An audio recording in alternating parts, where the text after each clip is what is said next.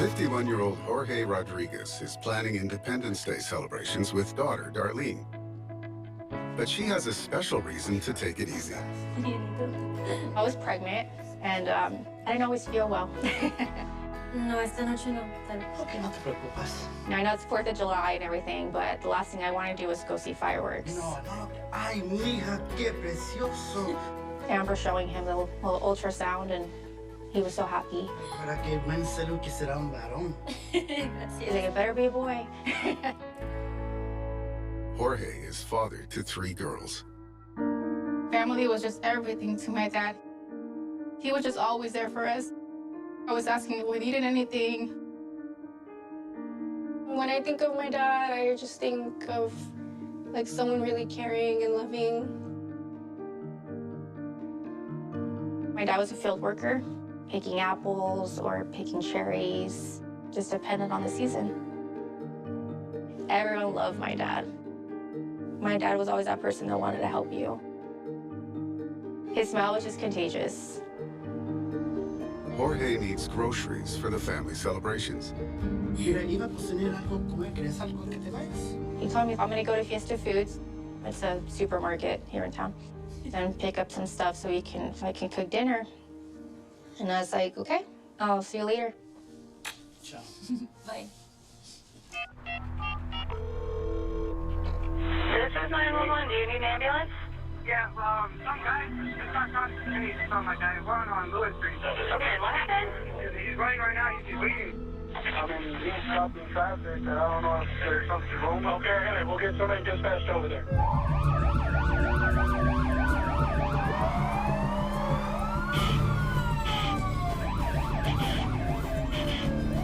It was July 4th. There's always 1 or 2 injuries related to fireworks on a night like that. 20 dispatch, I'm arriving. 15 Lewis. So it's not uncommon to get a call where we're assisting Pasco medics. Officers, what happened here? Sir, you shouldn't be standing. We're going to get you some medical attention, okay? He had obvious significant injuries to his face. All right, hang in there. We're going to get you some help, okay? It became clear right away to me that it was not fireworks. He said he had actually been shot in the face. At least 1 time, if not twice. All right, what's the ETA for the medics? A couple of minutes away. All right, hang in there, sir. Help's going to be here soon, okay? Someone called me with my dad's cell phone, and they're like, is this Darlene? I think your dad just got shot. Got in my car and I drove over there. Who's this? Please, that's my dad. I can't let No, you. please, I need to see him. The victim's daughter arrived on scene and was obviously very emotional. My dad. I know this isn't easy. Please, let the medics know. I was just in utter shock with the whole thing. I was crying and screaming. She told us that the male that we were dealing with was her father, Jorge Rodriguez. I need to see him. He needs medical No, attention. The police officer was holding me back. no, you don't understand. My dad's right there. He's like, I'm sorry, you cannot go over there. He was holding his cheek like this, and he was telling me, like, to calm down.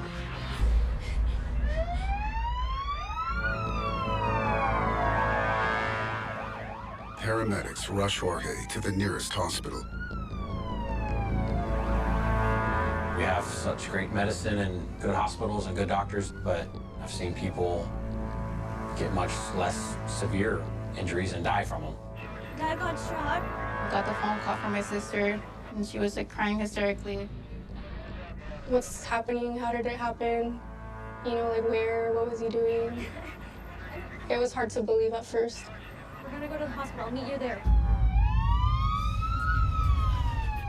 With Jorge in a critical condition and unable to speak, police must piece together the events of the night without him.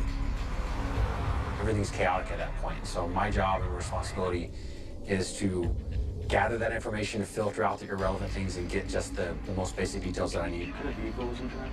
Jorge's daughter had been able to tell us that Jorge had been out in his black Cadillac Escalade and had been driving through Pasco. Yeah, I saw a car take off. It actually took off. One of the males that was at the scene told us that Jorge said his vehicle had crashed, and he pointed eastward down the street from where we were standing. I was able to follow a trail that Jorge had left on the pavement with his blood and walked a couple of 100 yards east to the Los Pinos parking lot, where I found the vehicle his daughter had described.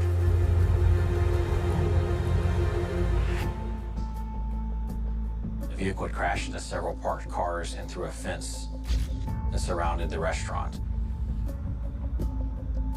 As I'm walking up to the Cadillac, I noticed a bullet hole in the rear driver's side window, and I noticed inside of the car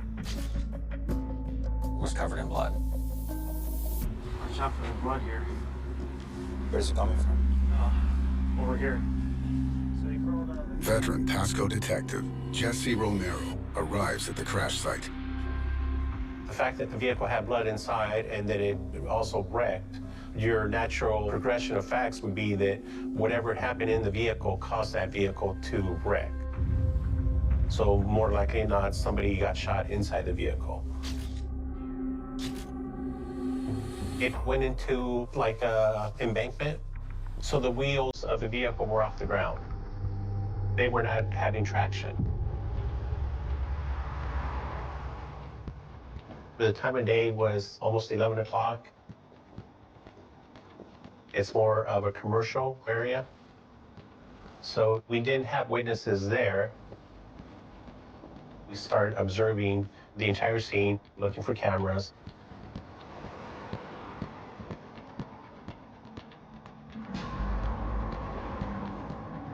The Los Pinos restaurant, there were 2 surveillance cameras that were covering the parking lot and pointing north toward Lewis Street and the intersection of 14th and Lewis.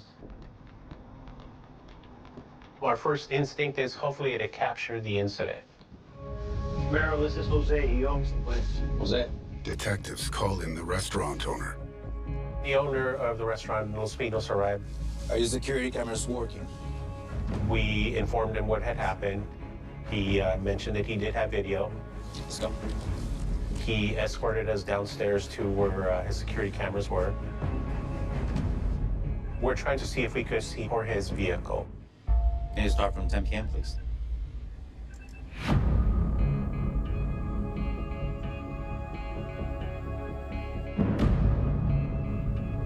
Cameras can paint a very good picture of what actually took place before we arrived.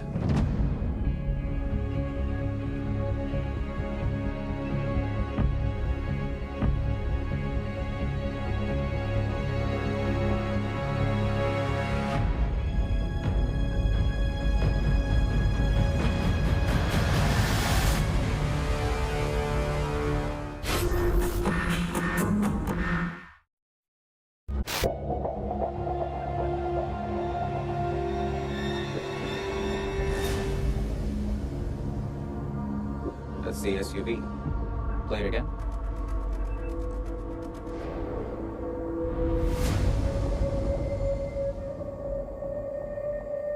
Can you switch to the second camera, please?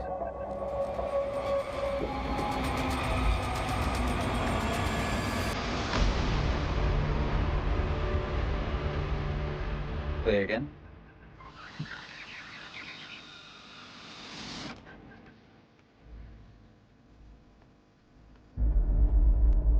Lost control. Switch back to the first camera.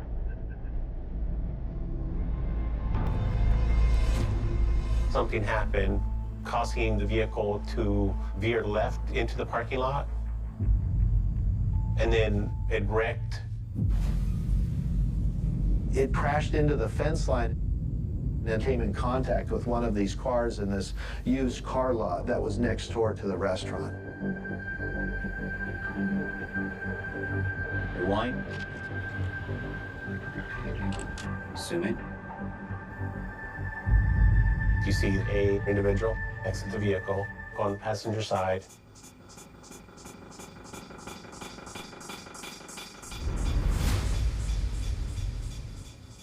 You see our driver exit the vehicle.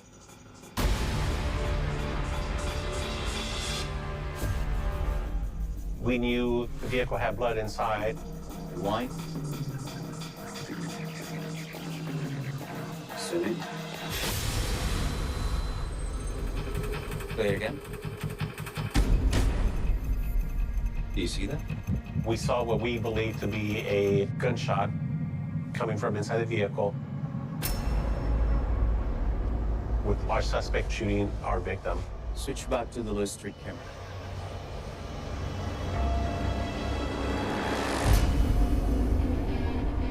You see Jorge Rodriguez. You see him confused,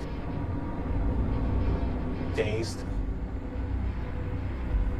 going northbound onto Lewis Street in the middle of the roadway. Rewind. Can you switch to the second camera, please?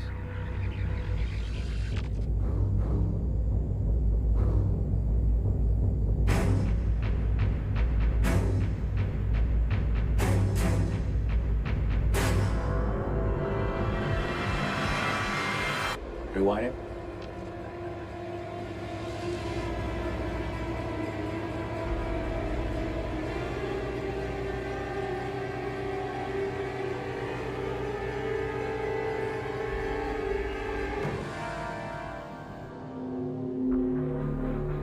The suspect goes back into the vehicle, attempts to drive off in the vehicle.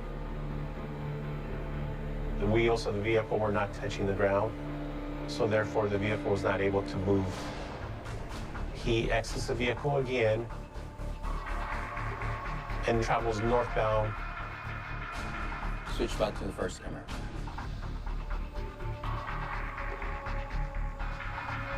Play it again.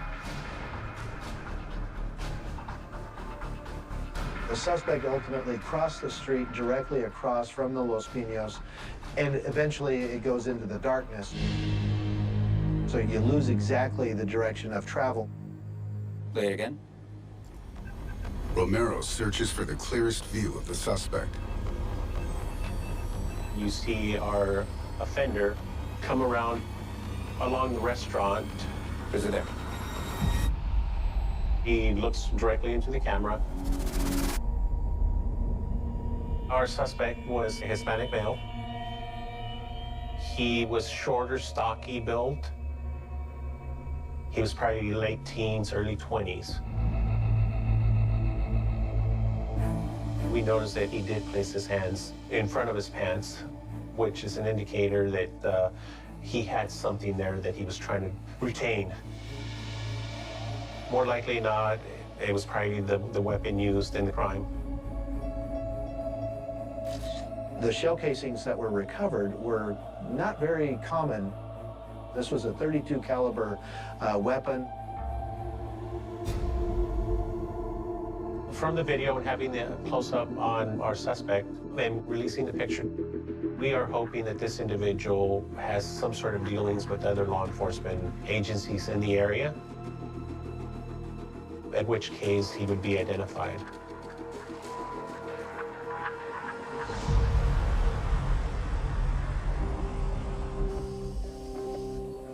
The family of Jorge Rodriguez gather at the hospital. The doctor told us that they had put him in an induced coma. It was horrible. I had never seen him like that. My dad was always so strong and alive. Just to see him lay there like that just broke my heart. It was just like a numb feeling. I didn't know what to think. I didn't know what to feel. I just remember like crying on my mom's shoulder. Like, what if he dies? What are we gonna do? They just kept telling me, we can hope for the best, but we can't really make you any promises. Detective Romero explores the idea that as the killer was in the car, he may have known Jorge. Do you recognize this man at all? It's really important to talk to the family because you get background information. Did your dad have any enemies? You get to know whether they have any problems with anybody. I told him, no, I don't think anyone would want to hurt my dad. My dad was so nice to everybody that I couldn't even imagine that. But he did have some money issues. She did mention that Jorge did owe money to people. That was concerning to us. Because at that point, we were thinking, well, maybe one of those people might have been the ones that did him harm. The following morning, investigators find a name of interest. We looked at Jorge's phone, and we could see there was quite a few calls made to a person he had in his contacts as Gordo. That made a high priority for us, thinking that this is the person that committed this crime. We need to locate Gordo to see if his appearance matched what we had on our video footage.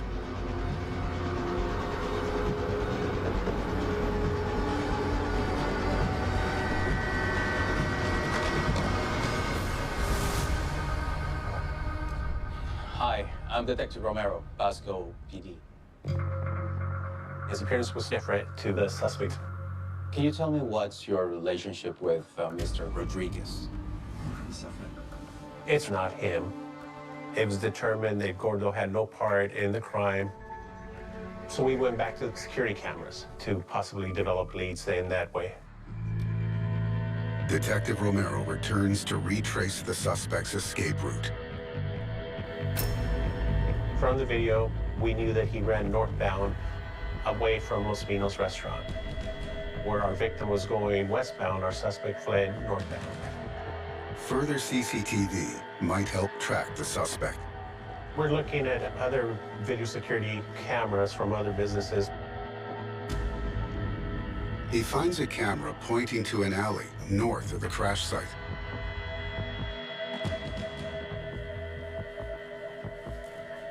We're trying to see the path in general that he took away from the crime scene so we can better explain his actions after committing the crime. Romero scans the footage from the time of the crash.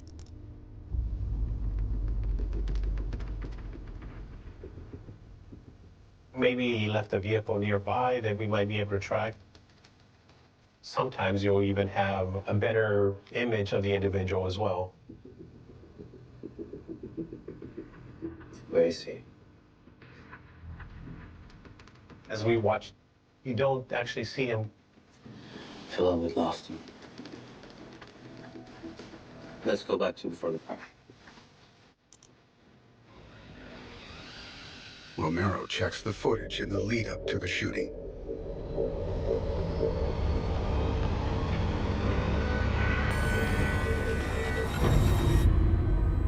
Is it there? And then you see our suspect.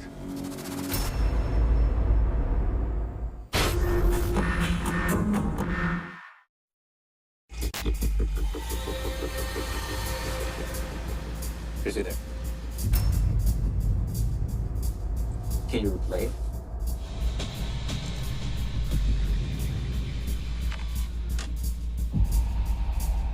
The person was traveling eastbound, wearing tennis shoes, khaki pants, a white t-shirt. Walking with the same mannerisms as observed on those other video footages. That looks like him. We were able to locate where he was at before he actually committed the crime. Where's he going? Investigators were going through the various businesses and trying to retrace steps of a likely path of travel.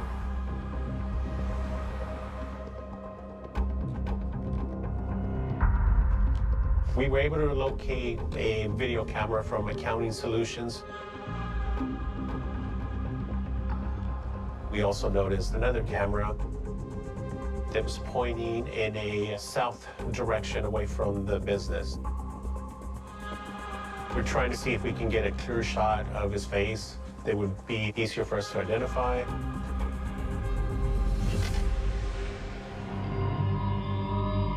Romero cues the footage up to half an hour before the crash.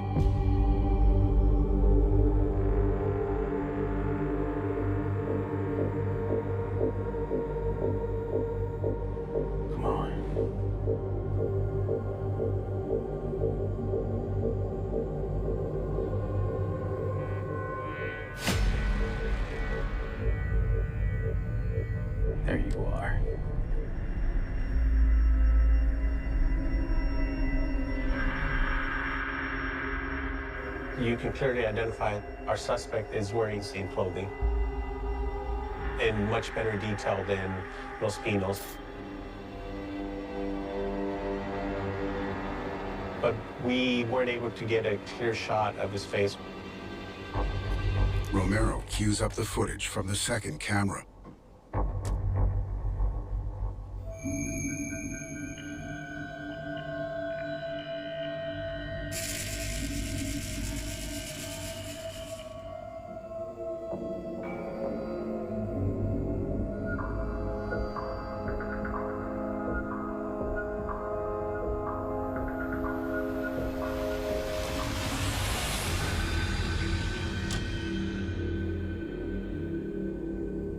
In the Accounting Solutions video, you see our suspect approach that vehicle. This particular vehicle looked to be like a large truck or some SUV type of vehicle. The individual goes right up to the driver's side door.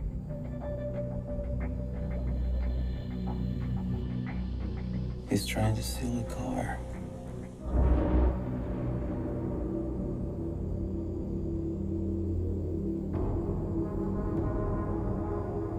For whatever reason, he doesn't seem to pursue it.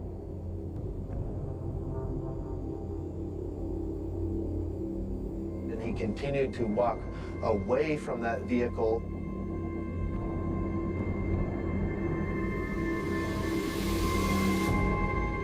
And we lose coverage from that camera angle. It was not the same type of vehicle as Jorge's vehicle, but it was a similar vehicle. He was looking basically to carjack somebody.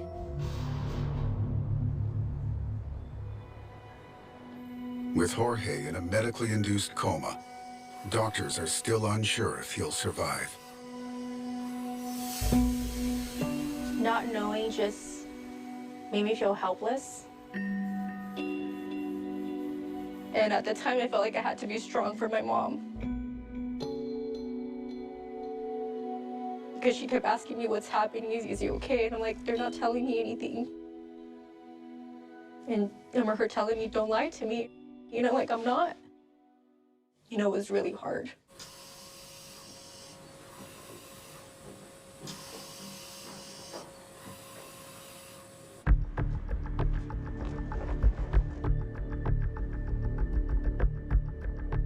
Now that Detective Romero suspects the crime was a carjack, he focuses on where the attacker could have made his move. Inside the vehicle was also a grocery bag from Fiesta Foods with items that were recently purchased by Jorge, which coincided with what Darlene had told us with him being at Fiesta Foods earlier in the night.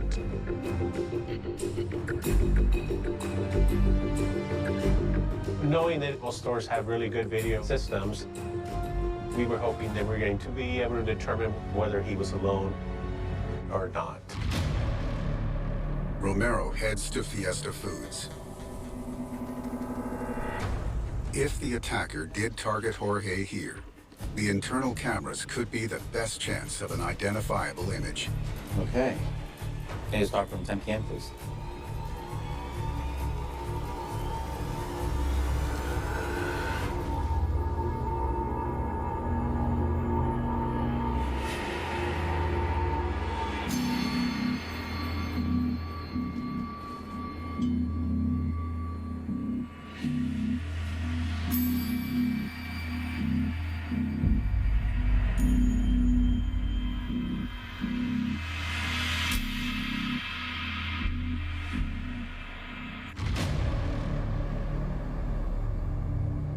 Their guess.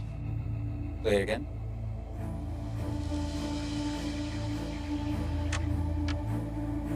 You see Jorge at the counter purchasing the items.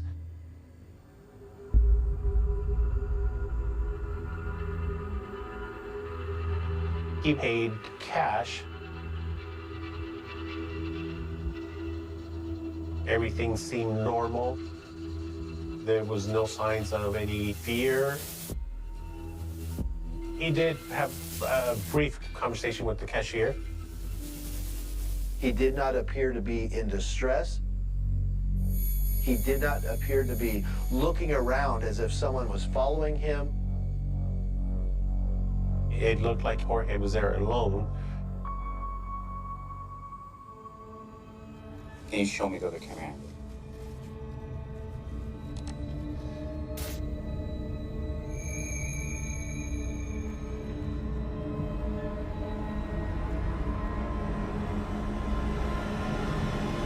Fraser? There he is.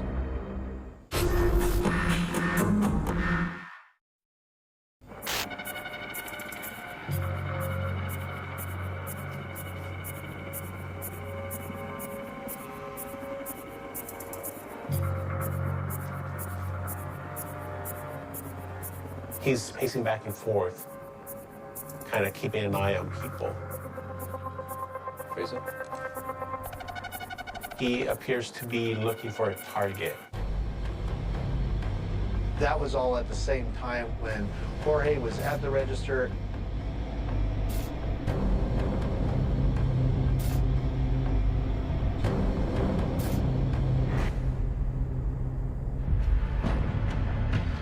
We really needed to get this person identified.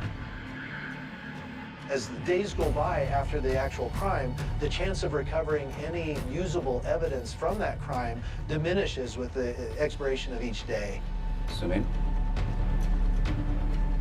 The footage is clear, but the overhead angle means the suspect's face is still hidden.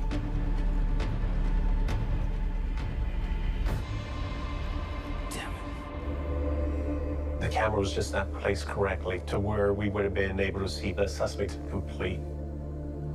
It was definitely frustrating. We always wanted to get justice for our victims. We want to prevent him from doing any further crimes or hurting anybody else. Wait, look. What's that on his t-shirt? We saw the insignia on our suspect's t-shirt. We were able to identify that logo as the Dallas Cowboys.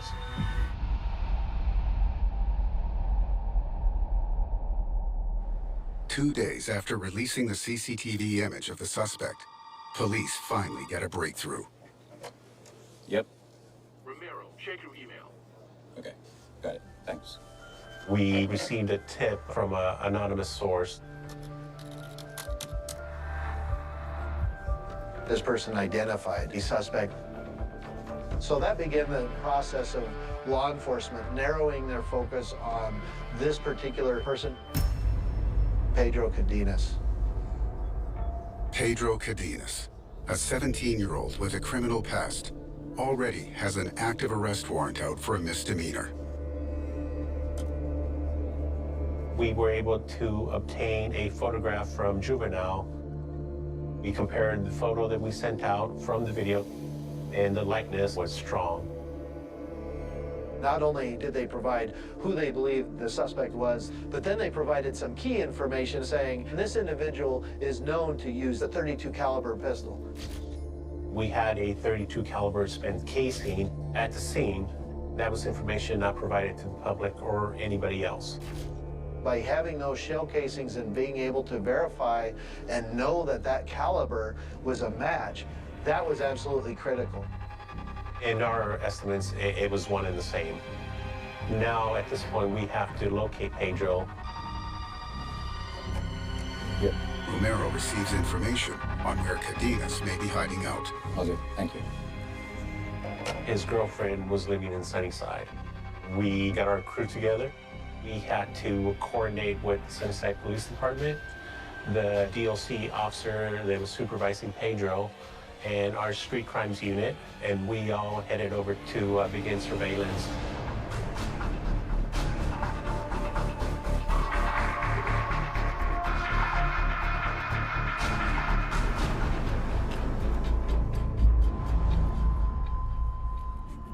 The team prepares to take Cadenas down as soon as he surfaces.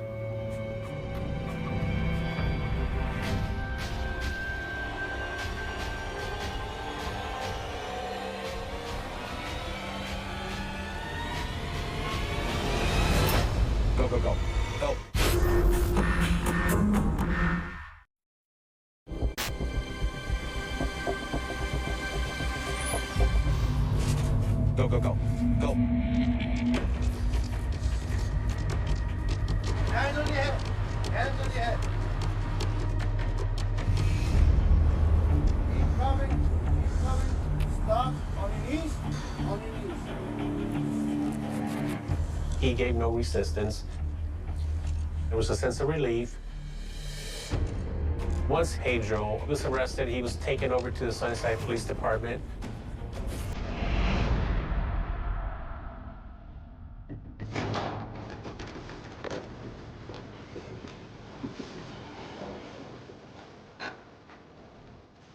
Investigators asked Cardenas where he was on the night of the murder. I wasn't even in Moscow that night. We have a video that shows you where.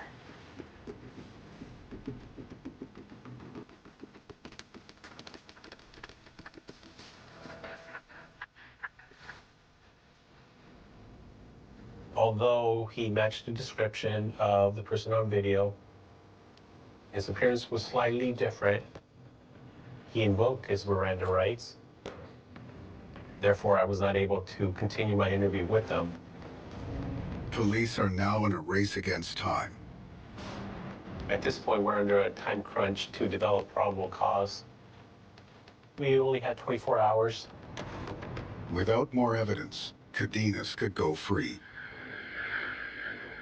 It was going to be crucial to have the details necessary for us to be able to charge Pedro. His likelihood of fleeing the area would be great if he was released. Detectives convince another individual who knows Pedro Cardenas to talk anonymously.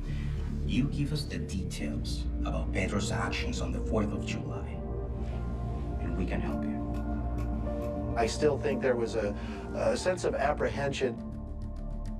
They knew he had criminal history. They confirmed that Pedro was at a party in Pasco, and that Pedro had left the party and later had returned bloodied. They provided his clothing description that he was wearing the day of the incident.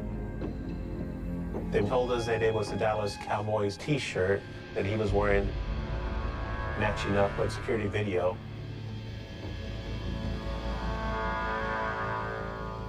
At that moment, I knew that we had Pedro. We still had to do additional interviews and follow-up, but we had enough to charge Pedro with the crime of assault first degree.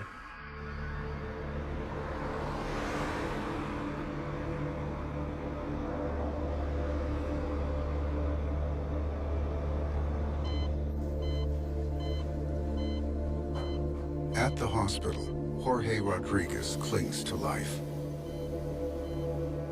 For a couple hours, they would come and check his brain activity.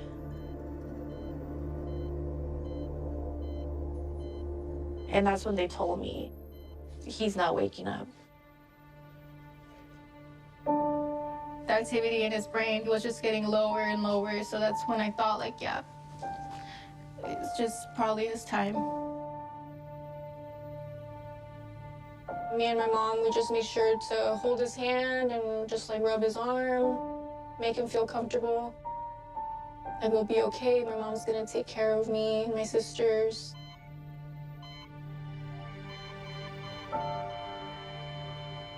Three weeks after the shooting, Jorge Rodriguez succumbs to his injuries.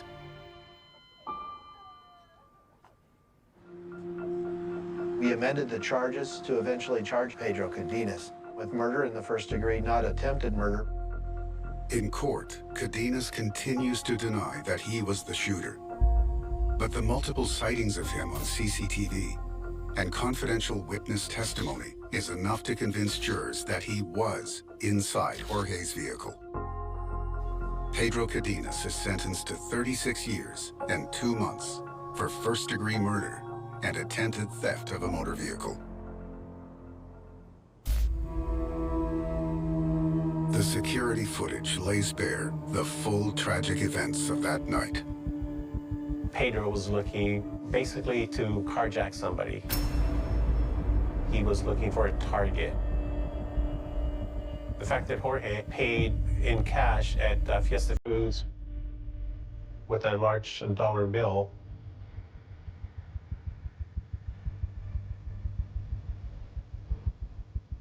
fact that he's also driving a fancy car, that made the right person for Pedro to target.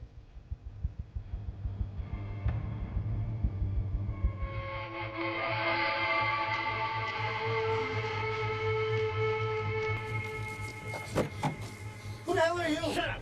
As he's leaving Fiesta Foods, he entered Jorge's vehicle. I got nothing here, man. As Jorge is driving westbound on Lewis Street, an argument ensues, which causes Jorge to lose control of his vehicle.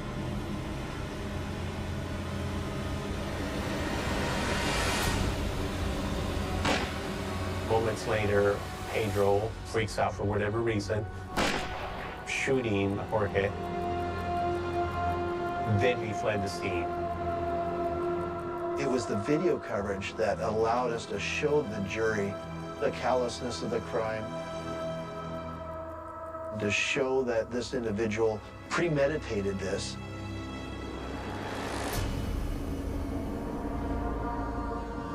And he ultimately found the car that Jorge was driving that night to be the type of car that he liked, the type of car that he wanted.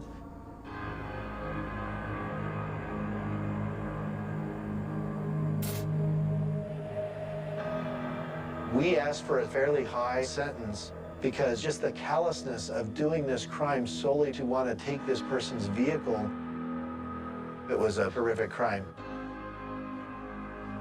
I don't think he was remorseful at all. We would have had our dad if it wasn't for his decisions.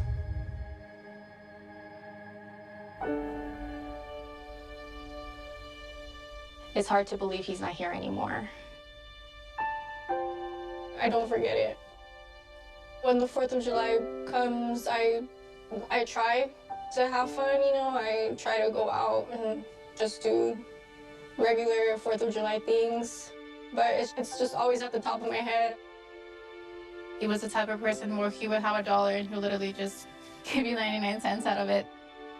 He would always tell me, like, look after your sisters. And that's really what we've been doing. My dad never missed a chance to tell me how beautiful I was, or like how proud he was of me. I wish I would have told him the same. In a cruel twist of fate, tragedy soon hits Darlene and her sisters again. My mom, she had pancreatic cancer. She's literally dying from it.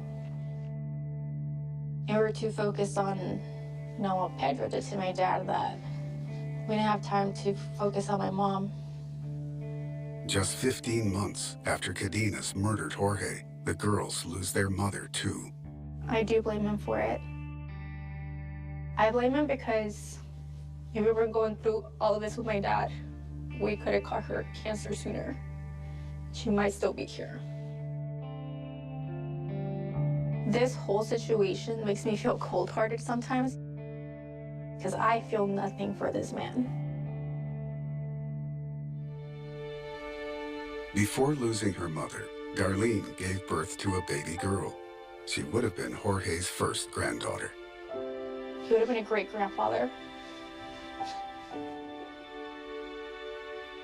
She asks about them all the time. And I tell her that they live up in the clouds. So whenever she sees the moon or the clouds, she's like, oh, that's Grandma and Grandpa. It does make me sad because I always imagine how it would have been, and I bet you my daughter would be with him every day.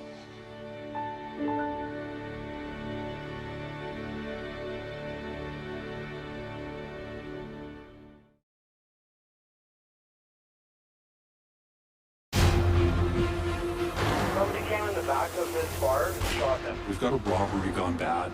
Yep, you read everybody out there? What does he know about this crime? Nobody else knows. It's right there. You could taste it.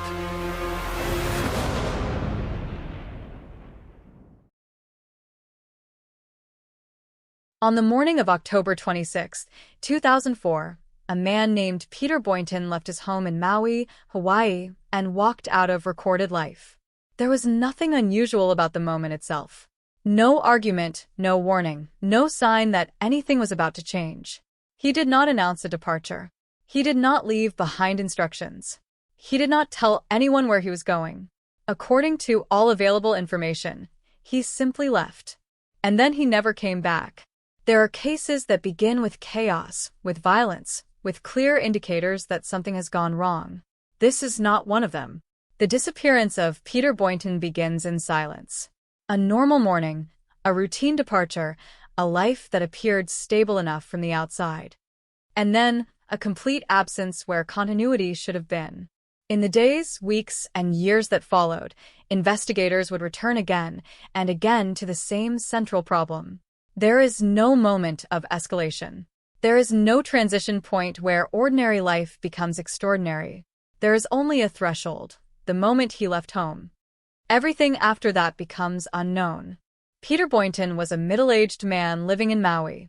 He was not a public figure, not someone surrounded by attention or controversy. Those who knew him described a life that was quiet, stable, and largely unremarkable. He was not known to be involved in criminal activity. He was not known to be in financial distress. There were no widely reported conflicts in his personal life that might suggest an impending disappearance. This absence of obvious motive is important because in many missing person cases, context provides direction. A troubled financial situation might suggest voluntary escape. A history of conflict might suggest foul play. Emotional distress might suggest unpredictability. But in this case, the available picture is unusually flat.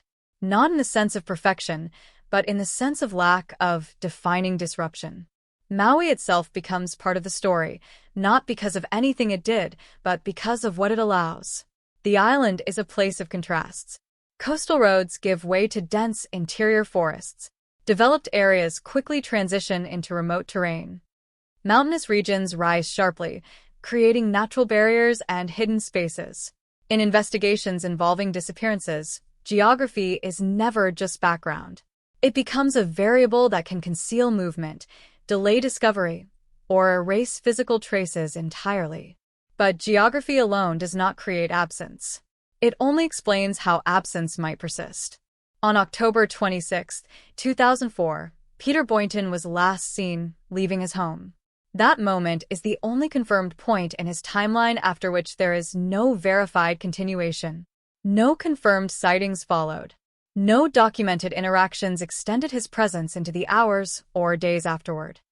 There is no record of communication that can be reliably attributed to him beyond that day. The simplicity of this fact is what makes the case difficult. There is no sequence of events to reconstruct. There is no gradual breakdown of circumstances. There is only a departure and then silence.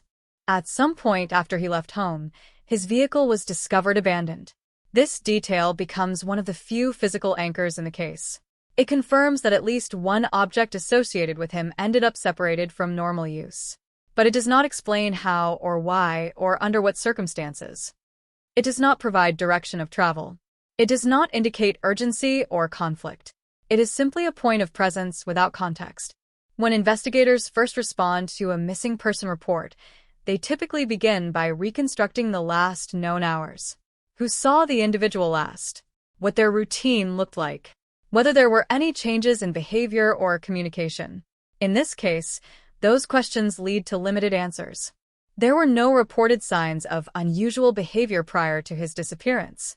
No known messages suggesting intent to leave.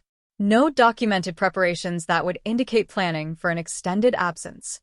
The absence of these indicators does not confirm anything definitive, but it removes common interpretive frameworks that often guide early investigation. Without those frameworks, investigators are left with a narrower set of possibilities, none of which are strongly supported by evidence at the outset. The first possibility is accident. In a place like Maui, with its combination of remote terrain and natural hazards, accidents are always considered. A person could become disoriented, could suffer injury, could be unable to return. But even in accidental cases, investigations typically find traces. A path of movement, a personal item, environmental disturbance, something that marks passage through space. In this case, No such trace has been confirmed. The second possibility is foul play. This would imply an external actor, an intervention that interrupts the natural continuation of life. But foul play cases usually leave indicators as well. Signs of struggle, forensic evidence, witnesses, or patterns of behavior that point toward conflict. Here, none of these elements are clearly present in the available information. The third possibility is voluntary disappearance, a decision to leave without informing others. But this explanation also requires supporting conditions, preparation, resources, or at least some form of sustained activity afterward. In the case of Peter Boynton, there is no confirmed financial activity after his disappearance. No communication. No traceable continuation of identity in public systems. Each possibility, when examined against available data, encounters the same limitation: absence of supporting evidence. This is where the case begins to shift from being about explanation to being about structure. It is no longer just a question of what happened. It becomes a question of what is missing from the record itself.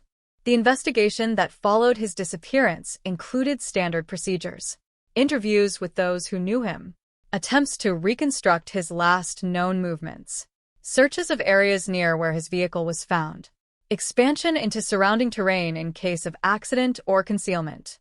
These are routine steps in missing person cases, designed to generate leads or eliminate possibilities. But as those efforts continued, they produced very little directional information. No physical evidence was recovered that could be definitively linked to what happened after he left his home.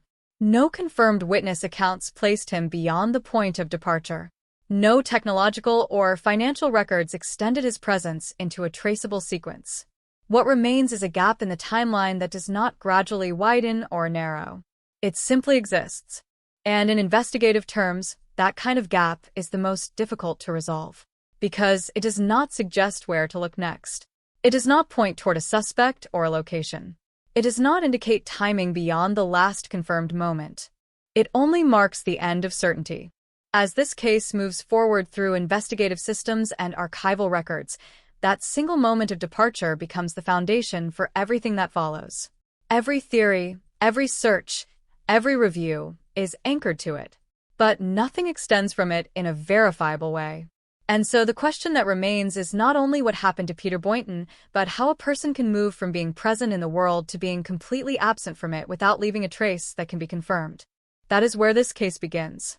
After the initial shock of the disappearance of Peter Boynton, attention quickly shifted from the moment he left his home to the question of who he was before that moment.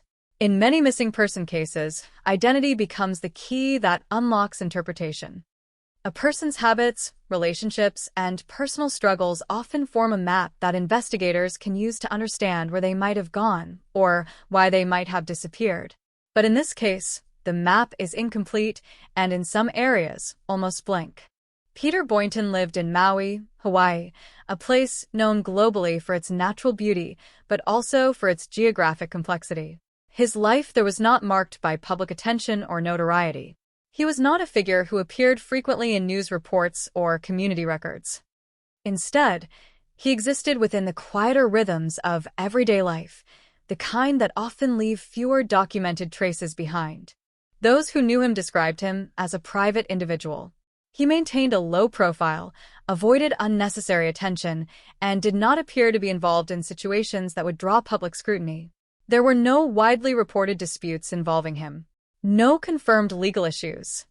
No documented financial crises that might suggest sudden instability. From the outside, his life appeared stable, even if not particularly visible. Stability, however, does not always provide clarity in missing person cases. It can sometimes make them harder to interpret. When a person with obvious stressors disappears, investigators can build hypotheses around those pressures. But when a person without clear distress disappears, the range of possible explanations expands rather than narrows. Maui itself plays a significant role in shaping the environment in which Peter Boynton lived.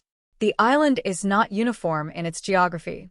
It contains coastal regions with developed infrastructure, but also vast interior areas where access becomes limited and visibility decreases rapidly.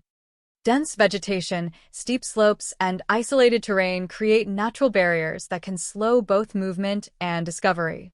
In investigative terms, environments like this introduce uncertainty. They do not determine outcomes, but they affect how easily outcomes can be observed or verified.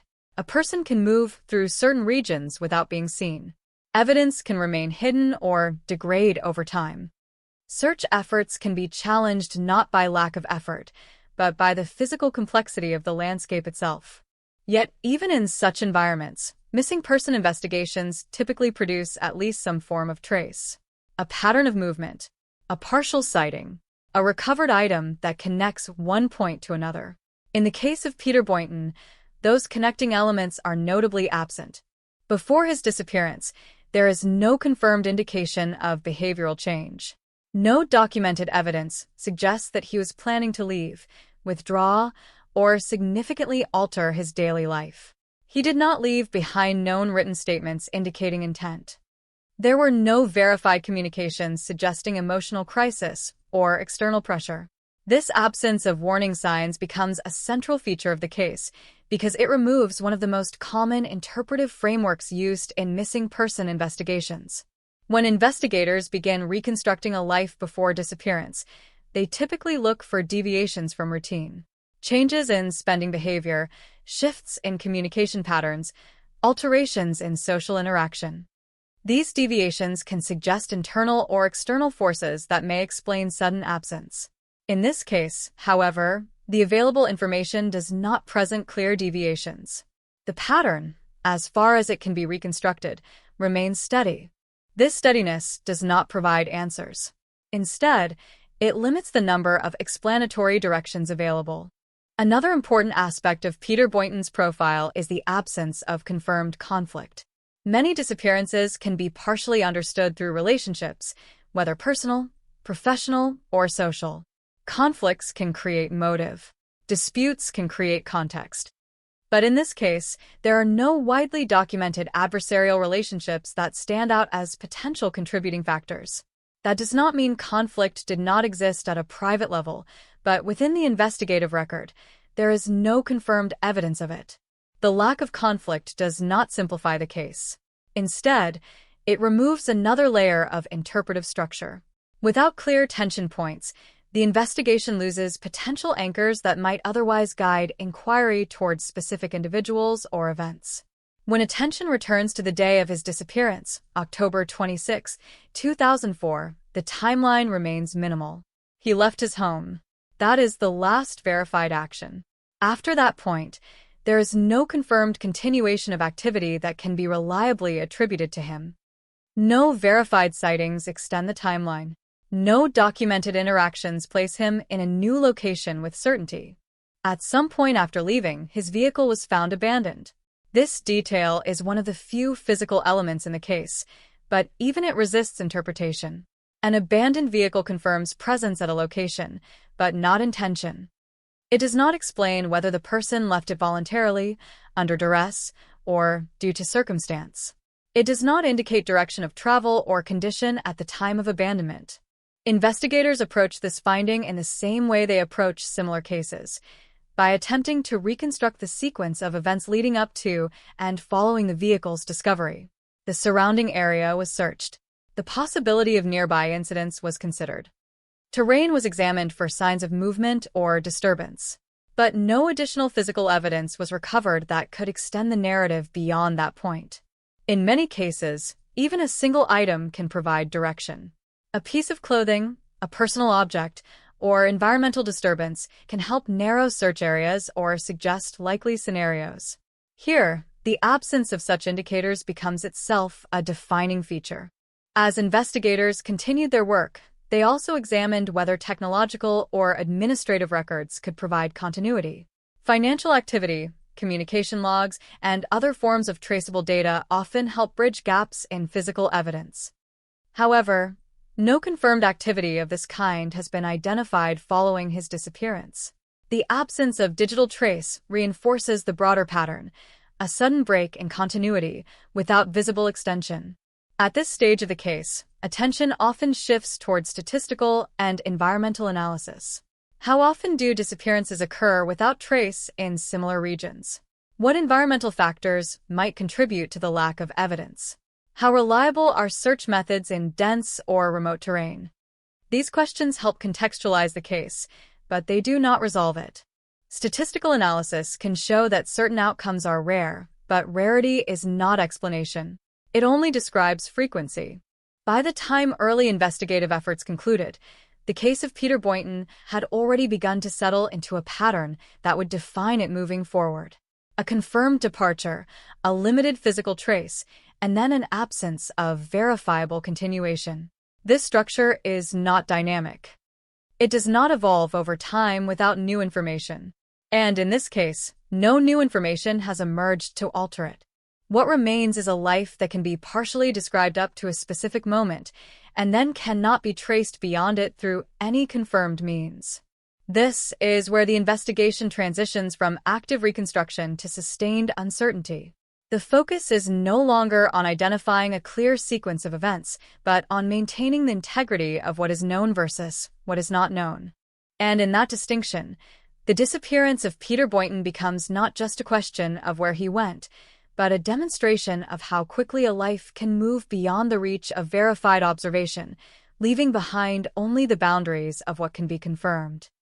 On October 26, 2004, the final confirmed movement of Peter Boynton took place when he left his home in Maui, Hawaii. From that moment onward, the structure of his life, as it appears in official records and investigative documentation, becomes discontinuous. What should have followed is a sequence of traceable actions, however minimal. Instead, what follows is silence. In most missing person investigations, the early hours and days after disappearance are crucial. They often contain the first indicators of direction, intent, or circumstance. A phone call, a financial transaction, a witness sighting, or even a misinterpreted signal can help shape the trajectory of the investigation. In this case, none of those early indicators appear. There is no confirmed communication from Peter Boynton after he left his home. There are no verified sightings that extend his presence into a new, documented location. There is no financial activity that suggests movement through systems that typically record human behavior. The absence of these elements creates a situation where the timeline does not gradually degrade. It simply ends. At some point after his departure, his vehicle was discovered abandoned. This is the first physical disruption in the narrative. It confirms that at least one object associated with him separated from normal use and remained behind in a location that investigators could identify. However, the vehicle does not provide explanatory detail. It does not indicate the circumstances under which it was left. It does not confirm whether it was abandoned voluntarily, unexpectedly, or under external pressure. Investigators approach the vehicle as they would in any similar case, treating it as a potential source of forensic and contextual evidence. The surrounding area was examined for signs of disturbance. The interior and exterior of the vehicle were assessed for physical traces that might indicate struggle, injury, or transfer. The goal was to reconstruct the final moments leading up to its abandonment. However, the results did not produce a clear narrative. No definitive signs were recovered that could establish what happened immediately before or after the vehicle was left. This absence of evidence is not unusual in remote environments, but in combination with the lack of other data, it becomes more significant. The terrain of Maui, particularly in less developed regions, introduces complexity into search and recovery operations. Dense vegetation, uneven ground, and isolated pathways can obscure movement and reduce the likelihood of accidental discovery. These conditions were taken into account during the search efforts that followed the report of Peter Boynton's disappearance. Search teams conducted systematic operations in areas surrounding the location where the vehicle was found.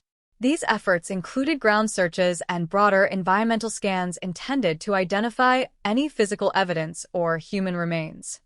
The search radius expanded over time as initial zones produced no results.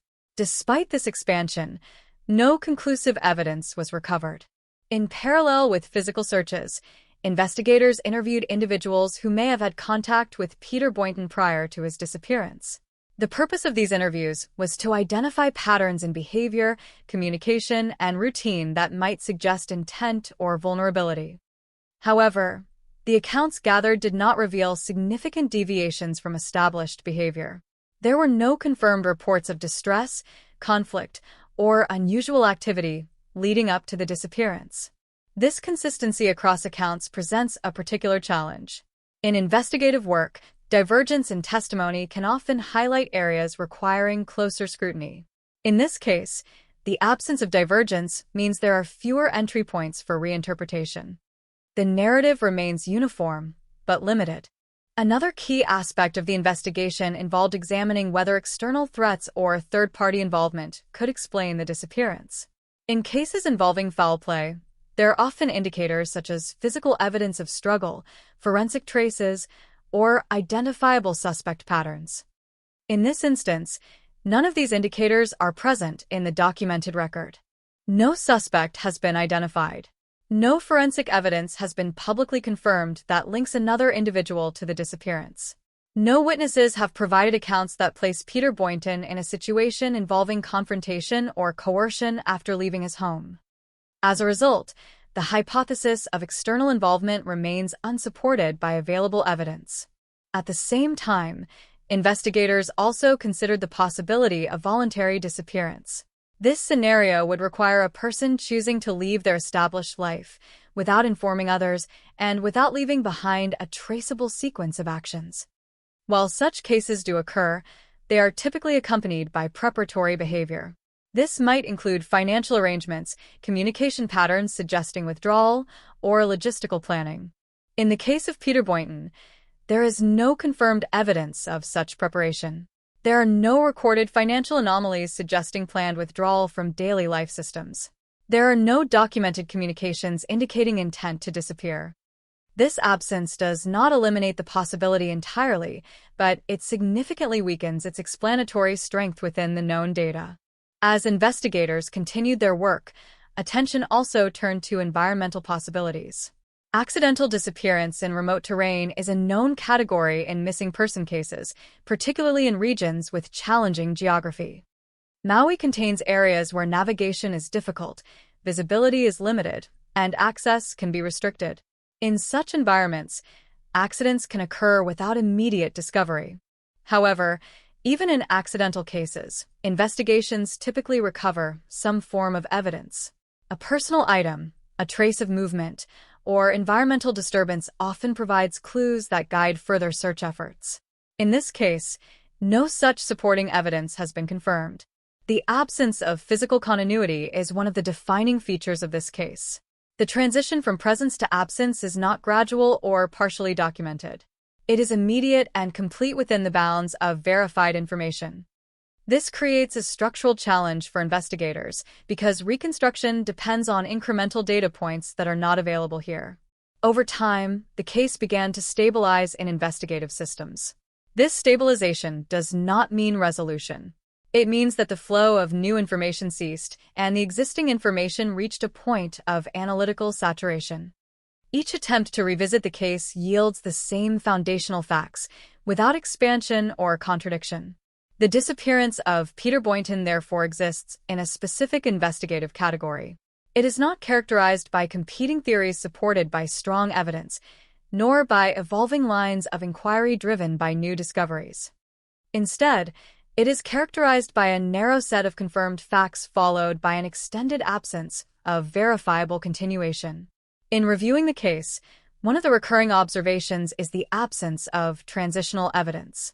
Transitional evidence is what connects one moment to the next. It is the bridge between a person leaving a known location and arriving at another. In this case, that bridge does not exist in the record. There is departure, and then there is silence. This absence does not point toward a single explanation. It does not confirm accident, foul play, or voluntary disappearance. Instead, it limits the ability to distinguish between those possibilities with any degree of certainty. As a result, the investigation remains anchored to the same central fact. Peter Boynton left his home on October 26, 2004, and was never confirmed to have been seen or heard from again. Everything beyond that point remains unverified. And in that unverified space lies the core difficulty of the case. Not the presence of conflicting evidence, but the absence of evidence itself. When authorities in Maui first received the report concerning Peter Boynton's disappearance, the case entered the investigative system as a standard missing person inquiry. At that early stage, there was no indication that it would become a long-term, unresolved case.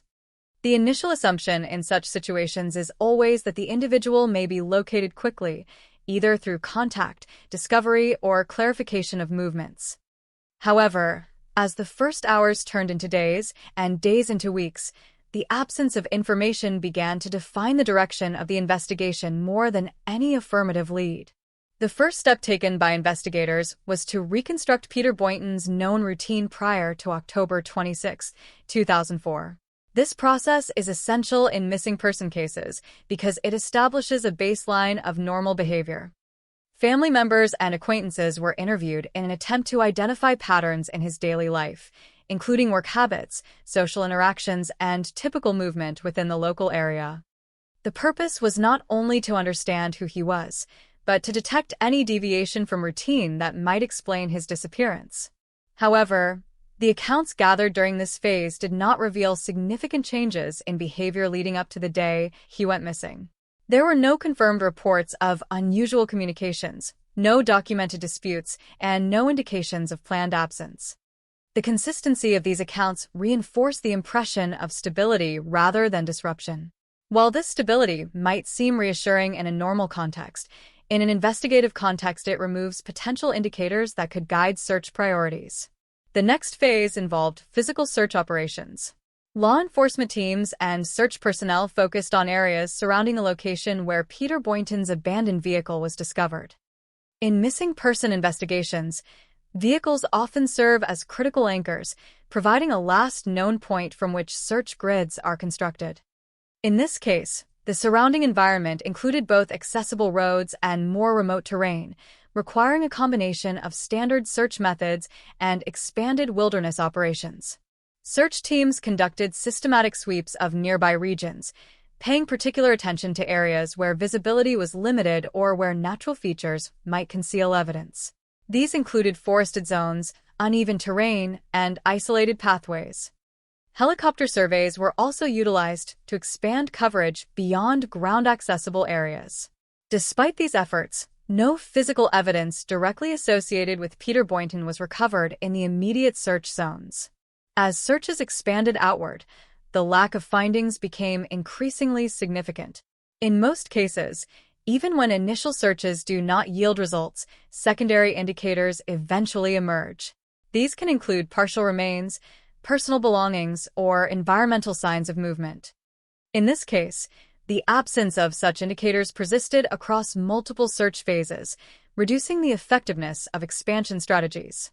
Investigators also examined the abandoned vehicle in detail. The vehicle represented one of the only tangible connections to Peter Boynton after his departure. It was processed for forensic evidence, including fingerprints, biological traces, and any materials that might indicate activity prior to abandonment. The surrounding area was similarly examined for signs of disturbance that could suggest a sequence of events. Despite these efforts, the vehicle did not produce conclusive evidence. It confirmed that Peter Boynton had been present at that location, but it did not explain what occurred before or after its abandonment.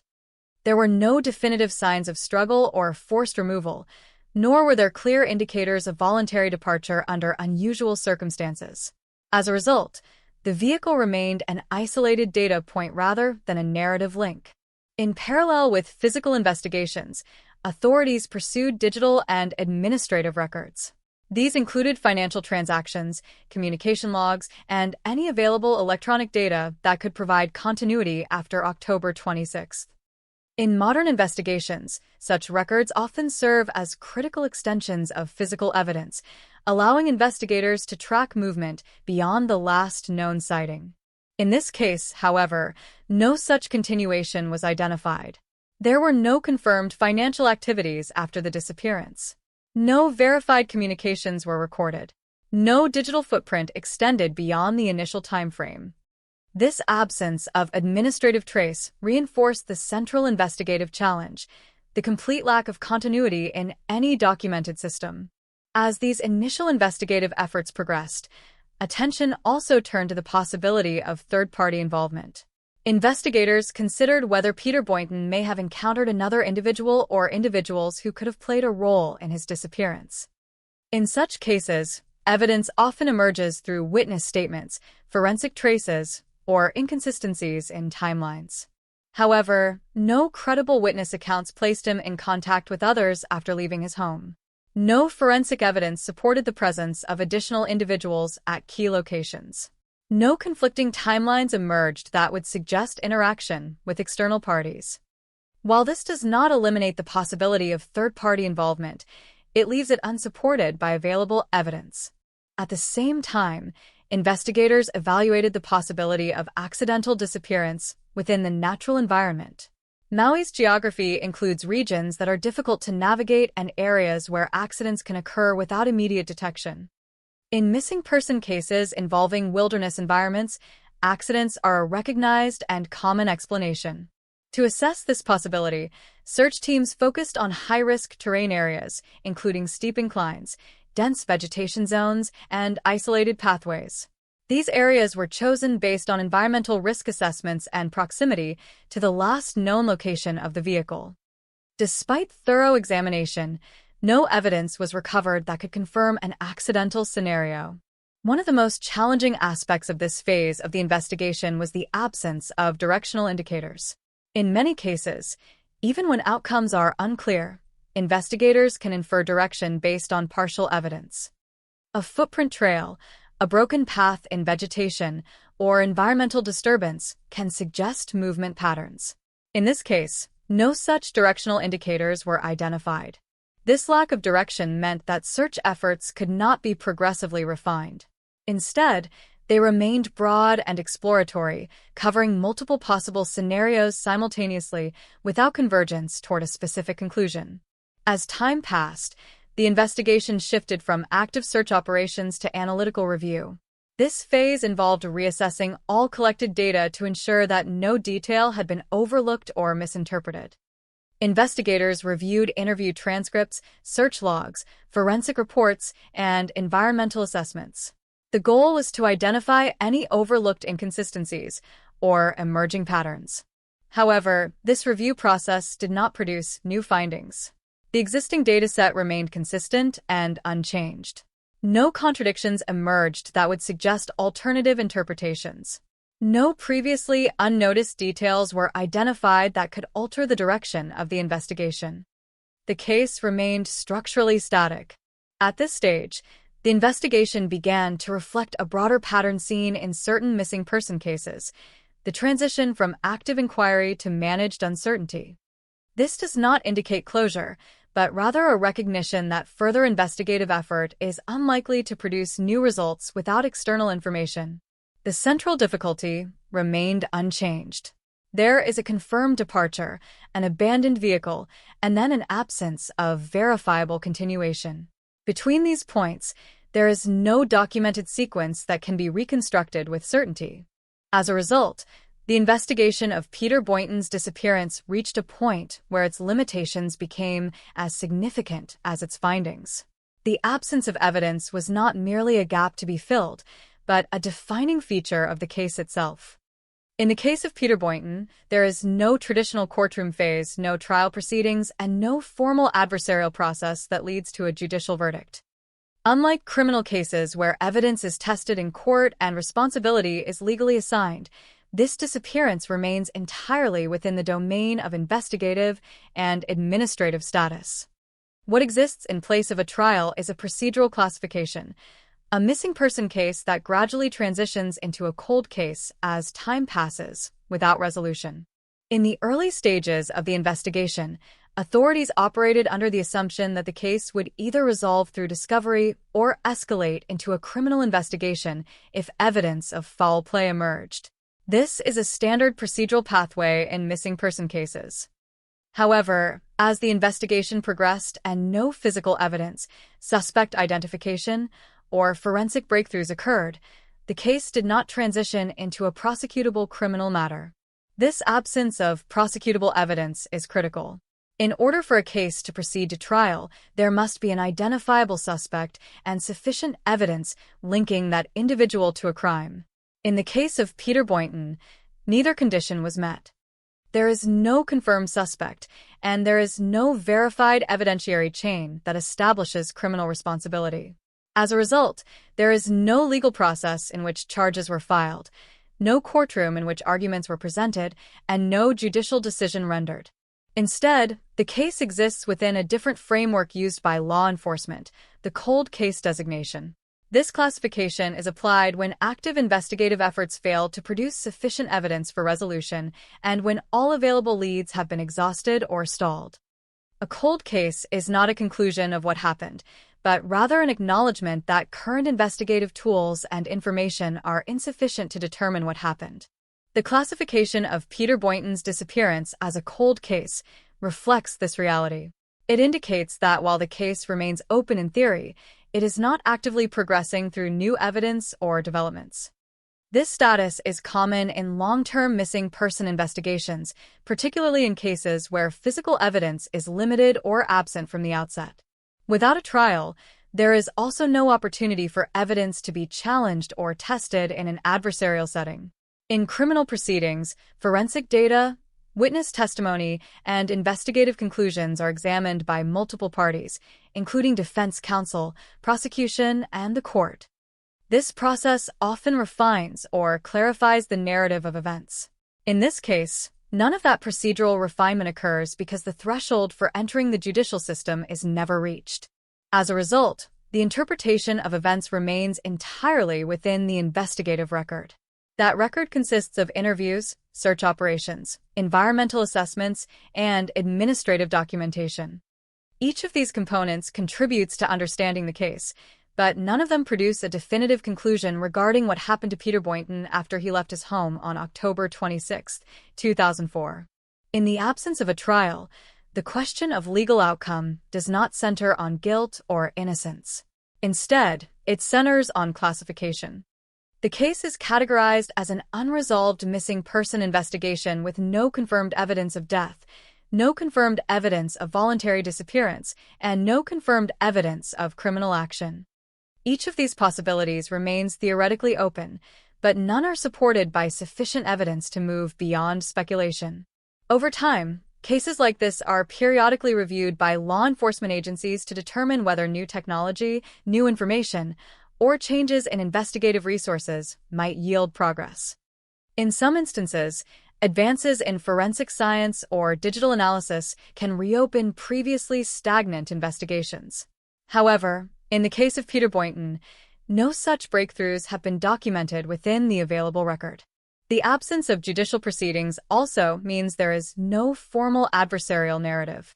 In criminal trials, competing interpretations of evidence are presented, allowing the court to weigh credibility, consistency, and legal relevance. In this case, there is only a single investigative narrative that remains incomplete. There is no opposing argument tested in court, no defense of alternative explanations, and no judicial determination of facts. This creates a unique legal and procedural condition in which uncertainty is not resolved through adjudication, but instead preserved within administrative classification. The case remains open, but inactive in terms of progression toward resolution. From a procedural standpoint, law enforcement agencies treat such cases with periodic reassessment. This involves reviewing case files, confirming that no new leads have emerged, and ensuring that all prior investigative steps have been properly documented. In many jurisdictions, cold case units may revisit such files when resources allow or when new investigative methods become available. However, these reviews do not constitute new legal proceedings unless they generate actionable evidence. In the absence of new evidence, the legal status of Peter Boynton's case remains unchanged. There is no indictment, no trial, and no sentencing. There is also no legal declaration of death resulting from criminal proceedings. The case remains purely within the missing person framework. This distinction is important because it separates legal resolution from factual resolution. A case can remain legally unresolved while still being understood in probabilistic or investigative terms. Conversely, a case can remain factually unclear even after legal proceedings conclude. In this instance, neither legal nor factual resolution has been achieved. The lack of courtroom proceedings also means there is no public evidentiary record beyond investigative summaries. Court trials often produce detailed transcripts, evidentiary exhibits, and judicial findings that become part of the public record. These materials allow for external review and analysis. In the case of Peter Boynton, the absence of such proceedings means that the available information remains confined to investigative documentation. As time passes, the procedural status of the case becomes increasingly defined by absence rather than action. No charges are filed. No suspects are identified. No trial is scheduled. The case exists in a suspended state within the legal system, acknowledged but unresolved.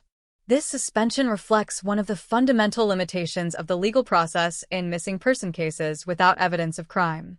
The justice system operates on thresholds of proof. Without sufficient evidence, it cannot proceed to trial. And without trial, it cannot produce legal conclusions about responsibility or outcome. In the case of Peter Boynton, this threshold was never reached.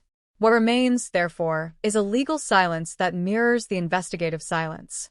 There is no verdict to interpret, no judgment to analyze, and no legal resolution to examine. The disappearance exists outside the structures that normally convert events into legally defined outcomes. Instead, it remains within the category of unresolved cases, maintained in records but not advanced through judicial process. This status may persist indefinitely unless new evidence emerges that fundamentally alters the investigative landscape. For now, the legal conclusion is not a determination of what happened, but a recognition of what has not been proven. No crime has been established in court. No responsibility has been assigned through judicial ruling. And no formal resolution has been reached within the legal system. The case of Peter Boynton, therefore, stands not as a completed legal narrative, but as an open file suspended at the boundary between investigation and absence, where the absence of evidence prevents the transition into legal judgment. The disappearance of Peter Boynton remains, to this day, one of those cases that resists closure not because of competing explanations, but because of the absence of any explanation that can be verified. When investigators, families, and later cold case reviewers return to the file, they encounter the same structural reality each time. A man left his home on October 26, 2004, in Maui, Hawaii. After that moment, there is no confirmed trace of him. No communication, no financial activity, no physical evidence that can be definitively linked to his continued presence in the world. This kind of case does not evolve in the traditional sense. Most unresolved investigations change over time as new witnesses come forward, technologies improve, or overlooked evidence is reinterpreted. But in this instance, the passage of time has not added clarity. Instead, it has reinforced the boundaries of what is known and what is not known. The known portion of a story is brief. The unknown portion is complete. From a law enforcement perspective, the case remains classified as a cold case. This classification is not a statement about likelihood or belief. It is a procedural designation indicating that active investigative leads have been exhausted and that no new actionable evidence has emerged. It is a way of preserving the case within institutional memory while acknowledging that current investigative pathways are no longer productive.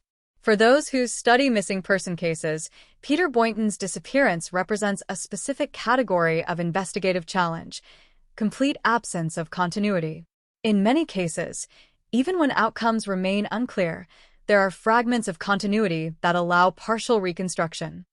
A phone ping, a financial transaction, a sighting, or a recovered personal item can serve as anchors for building a partial timeline. In this case, those anchors do not exist beyond the moment he left his home and the later discovery of his abandoned vehicle. The vehicle itself remains one of the only physical elements connected to the case. Yet even this object does not provide narrative direction. It confirms presence, but not intention. It confirms location, but not sequence. It exists as a static point in the investigation, unable to extend the story forward or backward in any meaningful way. For investigators, This creates a situation where even the strongest physical lead is structurally limited in interpretive value. Over the years, the absence of new evidence has become one of the defining characteristics of the case. In many cold cases, time eventually produces something new, whether through technological advancement or human disclosure. People remember details they previously overlooked. New forensic methods extract information that was once inaccessible. Databases evolve, allowing connections that were previously impossible. But none of these developments have altered the foundational status of Peter Boynton's disappearance. The passage of time has instead reinforced a kind of investigative stasis. The case does not move forward, but it does not disappear either. It remains in periodic review, revisited by systems that confirm its unresolved status and then return it to storage. Each review cycle produces the same result: no new evidence, no change in classification, no advancement toward resolution. For the people closest to Peter Boynton, this procedural reality translates into a different kind of experience. Legal and investigative classifications do not resolve the emotional dimension of disappearance. The absence of answers creates a form of suspended grief, where uncertainty replaces closure. Unlike cases where a conclusion is reached, even if tragic, this case offers no definitive endpoint to process. In broader terms, the disappearance also highlights the limitations of investigative systems when faced with complete absence of data.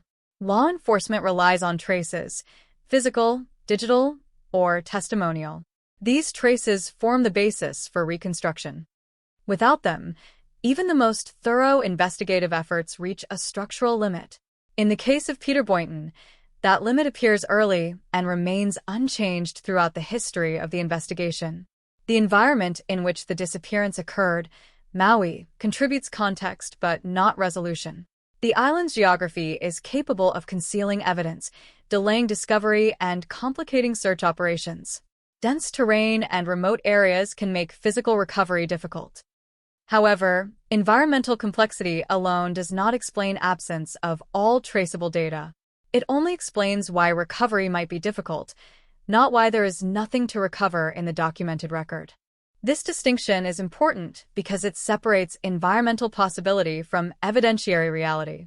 While it is plausible that natural conditions could obscure physical remains, it does not account for the complete lack of transitional evidence between departure and disappearance. That gap remains the central unresolved feature of the case. Over time, the case has also become an example within investigative discussions of what is sometimes referred to as a hard gap disappearance. This refers to cases where there is a confirmed last sighting and then a complete absence of verifiable continuation. Not partial evidence, not fragmented data, but total discontinuity. These cases are particularly challenging because they do not provide sufficient structure for narrowing investigative focus. In the absence of structure, investigative work becomes a process of maintaining documentation rather than generating new leads.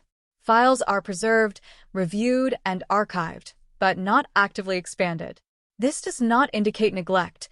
Rather, it reflects the limits of available information.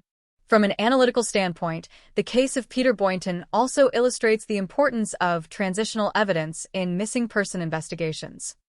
Transitional evidence is what connects a known point A to an unknown point B. Without it, investigators are left with two isolated states: presence and absence. The transition between them is the critical missing element, and in this case, it is entirely undocumented. Because of this, all major hypotheses remain unverified. Accidental disappearance cannot be confirmed without physical evidence. Foul play cannot be established without forensic or testimonial support. Voluntary disappearance cannot be substantiated without financial or communicative continuity. Each theory exists only as possibility, not as evidential conclusion. As a result, the official status of the case remains unchanged. Peter Boynton is still classified as a missing person. There is no legal determination of death. There is no criminal conviction or identified perpetrator. There is no confirmed narrative beyond the moment he left his home. This lack of resolution creates a unique kind of permanence. Most cases eventually shift toward closure, Even if imperfect, this one remains suspended in its original form. The starting point is known. The ending point is not. And the space between them remains empty. For investigators, that emptiness is not just a gap in information. It is the defining feature of the case. It is what all analysis returns to, regardless of method or perspective. Every attempt to reconstruct events ultimately encounters the same boundary, the absence of evidence where continuity should exist. In the end, the disappearance of Peter Boynton is not defined by what is known about him, but by what cannot be found after he left. It is a case shaped not by answers, but by their absence. And as long as no new evidence emerges, that absence remains the final and most enduring fact of the investigation. There is a point in every long-term missing person investigation where the case stops behaving like an unfolding event and instead becomes a fixed structure. For Peter Boynton, that point is not marked by a breakthrough or a resolution, but by repetition. Each review of the file returns to the same small set of verified facts. He left his home on October 26, 2004. He was not seen again. His vehicle was later found abandoned. After that, there is nothing that can be confirmed. This structure is unusual not because it is complex, but because it is minimal. Most investigations accumulate detail over time, even when they do not resolve. Witnesses recall additional information, data systems are rechecked, or environmental searches reveal previously unnoticed evidence. In this case, the passage of time does not expand the dataset. It simply preserves it. When investigators re-examine cases like this, they often begin with a question that is deceptively simple. Is there anything new? In the case of Peter Boynton, the answer has consistently remained no. That answer, repeated across years of review, becomes part of the case itself. Not as evidence, but as condition. The absence of new information creates a specific investigative environment. It means that every hypothesis must continue to rely on the original facts without reinforcement from later discoveries. This places a limit on how far interpretation can reasonably extend. Without additional data points, theories cannot evolve beyond their initial form. One of the most persistent challenges in this case is the lack of transitional indicators. In missing person investigations, transitional indicators are the small pieces of evidence that connect a person's last known action to their unknown outcome. These might include phone records, financial activity, surveillance footage, or witness sightings. Even fragmented or partial indicators can help establish direction.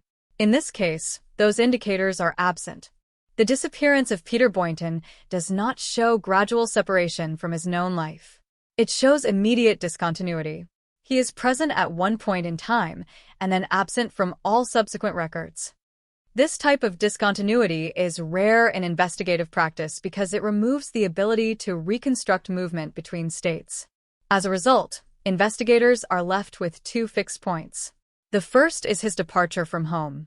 The second is the discovery of his abandoned vehicle. Everything between those 2 points is undefined. And everything after the second point is completely unobserved. The environment in which this occurred continues to be examined in theoretical terms. Maui's geography is often referenced in discussions of missing person cases because of its combination of accessible populated areas and highly inaccessible natural regions. Dense vegetation, elevation changes, and isolated terrain can all affect both movement and search outcomes. However, in this case, environmental analysis does not produce a narrowing effect. It explains difficulty, but not absence. Difficulty and absence are not the same. Difficulty suggests that evidence may exist, but is hard to locate. Absence suggests that no evidence has been confirmed in the first place. The distinction is important because it defines the limits of investigative interpretation.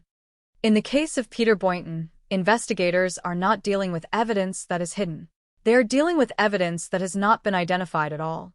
This distinction also affects how time interacts with the case. In many investigations, time is an active variable. It degrades evidence, but it can also reveal it. Witnesses come forward later. Technology improves. Records become accessible. But in this case, time has acted only in one direction. It has not revealed new information. It has only reinforced the absence of it. The vehicle, as the only physical link to the disappearance, continues to be a focal point of analysis. However, its limitations remain unchanged. It confirms that Peter Boynton was present at a certain location after leaving his home. It does not explain how he arrived there, why it was abandoned, or what occurred afterward. It does not contain evidence that can extend the timeline forward or backward. In investigative practice, objects like vehicles often serve as narrative connectors. They can establish routes, identify interactions, or reveal forensic traces. In this case, the vehicle does not function as a connector. It functions as a boundary marker. It indicates where the known information stops. Efforts to expand the investigation beyond this point have consistently encountered the same limitation. There are no confirmed witnesses placing him beyond the last known stage. There are no financial records suggesting movement or activity after disappearance. There are no verified communications that continue his presence into another location or time period. Each investigative pathway returns to the same endpoint. This repetition creates a form of procedural closure without factual closure. The case is not closed in legal terms, but it is closed in terms of investigative expansion. There are no new leads to pursue, no new evidence to analyze, and no new direction in which to extend search efforts. Despite this, the case remains periodically reviewed. These reviews are part of standard procedure in long-term missing person investigations. They ensure that archived cases are not permanently sealed without reevaluation. However, in cases like this one, review does not produce change. It confirms stability in the file rather than progression. The stability of the case is itself notable. Most unresolved cases shift over time, even if slightly. New interpretations emerge. Previously dismissed possibilities are reconsidered. But in the case of Peter Boynton, reinterpretation does not alter the foundational structure. The facts remain fixed, and the gaps remain unchanged. From an analytical standpoint, this creates a situation where the case is defined more by what it lacks than by what it contains. There is no sequence of events to reconstruct beyond the initial departure. There is no documented path of movement. There is no confirmed endpoint. The investigative narrative is therefore defined entirely by interruption. That interruption is absolute. It is not partial, not fragmented, and not supplemented by later information. It is a complete break in the record of a person's existence as it relates to public and investigative systems. In reflecting on cases of this nature, investigators often emphasize the importance of understanding limitations. Not every disappearance yields answers. Not every case produces resolution. Some remain open not because they are actively evolving, but because they are structurally incomplete. Peter Boynton's case falls into that category. It is not defined by competing theories that require resolution. It is defined by the absence of evidence that would allow any theory to be confirmed. That absence is not temporary. It has persisted across years of review and multiple investigative cycles. As a result, the case exists in a state that is both active and static. Active in the sense that it remains officially open. Static in the sense that no new information has altered its structure since the initial investigation period. This duality is what makes the case persist in investigative memory. It is not remembered for dramatic developments or legal outcomes. It is remembered for its lack of resolution and the completeness of its uncertainty. And so, the final position of the investigation returns once again to the same point. A man left his home in Maui on October 26, 2004. After that moment, there is no confirmed trace of him. No continuation, no verified presence, and no established conclusion. Everything that could explain what happened next remains outside the record. When a missing person case remains unsolved for years, it often begins to shift from an active investigative file into something more static, almost archival in nature. The disappearance of Peter Boynton follows this pattern with unusual clarity. Over time, the case stops generating new leads and instead becomes defined by repeated review of the same limited facts. What happened on October 26, 2004, remains the only confirmed starting point. Everything beyond that date exists as absence rather than narrative. In most long-term investigations, time introduces variation. Witnesses may remember additional details. Evidence may be reinterpreted under new frameworks. Even in cases where resolution is not achieved, the investigative record tends to expand. In this case, however, expansion does not occur. The file remains fixed, with no documented progression beyond the initial disappearance and the later discovery of the abandoned vehicle. This lack of progression creates a unique investigative condition. The case does not evolve through competing theories or emerging evidence. Instead, it stabilizes around a narrow set of verified facts that resist reinterpretation. Peter Boynton left his home. He was not confirmed seen again. His vehicle was found abandoned. No physical evidence has been recovered that extends the timeline beyond those points. Each of these facts is simple on its own. Together, they form a structure that is complete only in its beginning and incomplete in everything that follows. The absence of transitional evidence is what prevents the case from moving forward. There is no documented sequence connecting departure to disappearance, and no sequence connecting disappearance to any subsequent event. Investigators reviewing the case are confronted with this same structural limitation each time. Standard procedures rely on building continuity between known points. In this case, continuity cannot be established because the intermediate steps are missing entirely. There is no bridge between presence and absence, only the two states themselves. The vehicle remains the only physical artifact connected to the disappearance. It serves as a marker of location rather than explanation. In many cases, vehicles can provide directional insight through condition, contents, or environmental context. Here, however, the available information does not yield such insight. The vehicle confirms proximity to a certain point in time and space, but it does not extend beyond that confirmation. Search efforts conducted in the aftermath of the disappearance reflect the challenges posed by the environment. Maui contains a range of terrains, some of which are accessible and others that are difficult to navigate. Dense vegetation, uneven ground, and remote regions create natural obstacles for search operations. In theory, such conditions can delay discovery or obscure evidence. In practice, they also require at least some trace of movement to guide search direction. Without such traces, search efforts become broad and nonspecific. In this case, searches did not produce additional physical findings. No personal belongings were recovered in a context that could be clearly linked to the disappearance. No environmental indicators suggested a clear path of movement. No verified witness accounts emerged that placed Peter Boynton beyond his last confirmed location. As time progressed, the absence of new evidence became more pronounced. Investigations that initially focused on active search transitioned into analytical review. This shift is typical in missing person cases that do not resolve quickly. Files are revisited, evidence is re-examined, and investigative steps are evaluated for completeness. However, in this case, review does not produce new interpretation. It only confirms that no additional information has been added to the record. The stability of the case is unusual not because it lacks explanation but because it lacks evolution.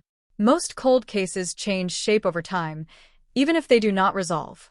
New hypotheses emerge, old assumptions are challenged, and investigative focus shifts.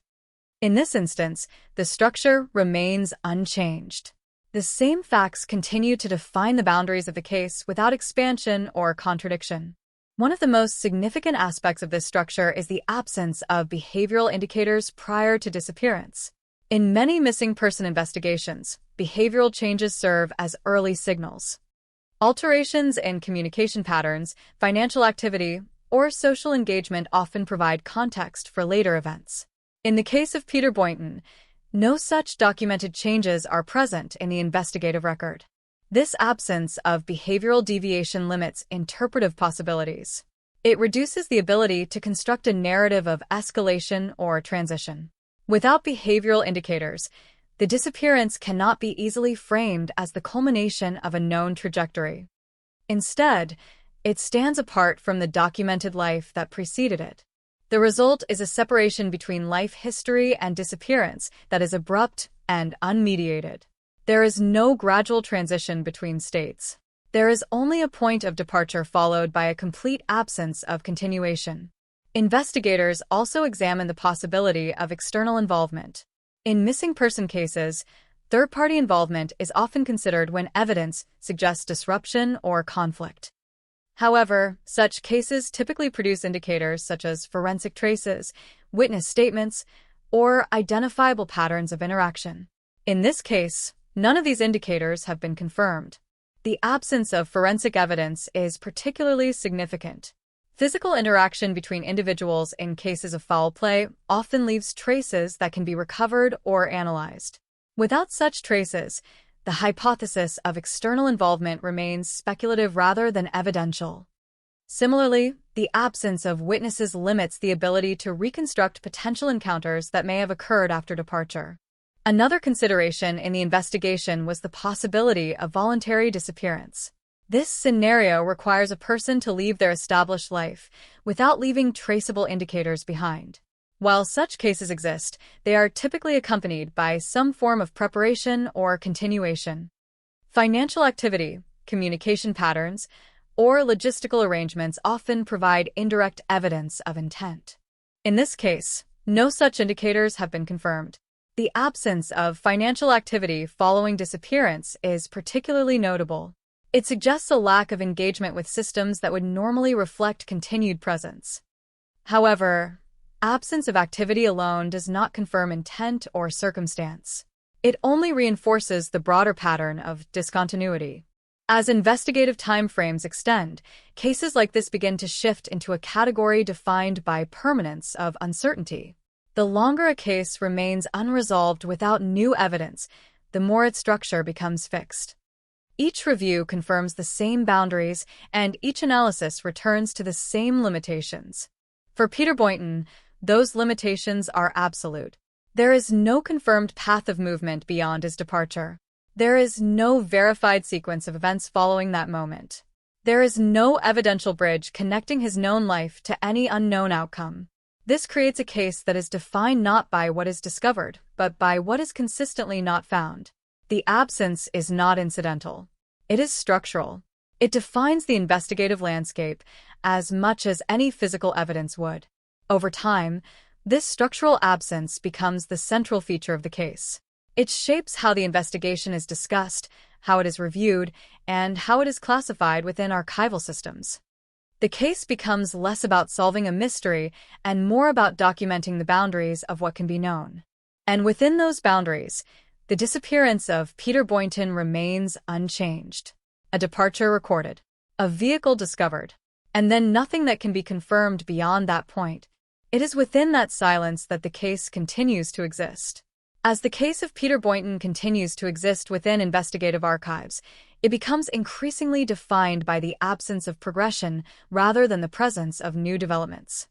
Over time, this absence is not simply a lack of information, but a structural characteristic of the case itself. Each review of the file returns to the same foundational facts, unchanged and unexpanded. He left his home on October 26, 2004. He was not confirmed seen again. His vehicle was later found abandoned. Beyond these points, the record does not extend.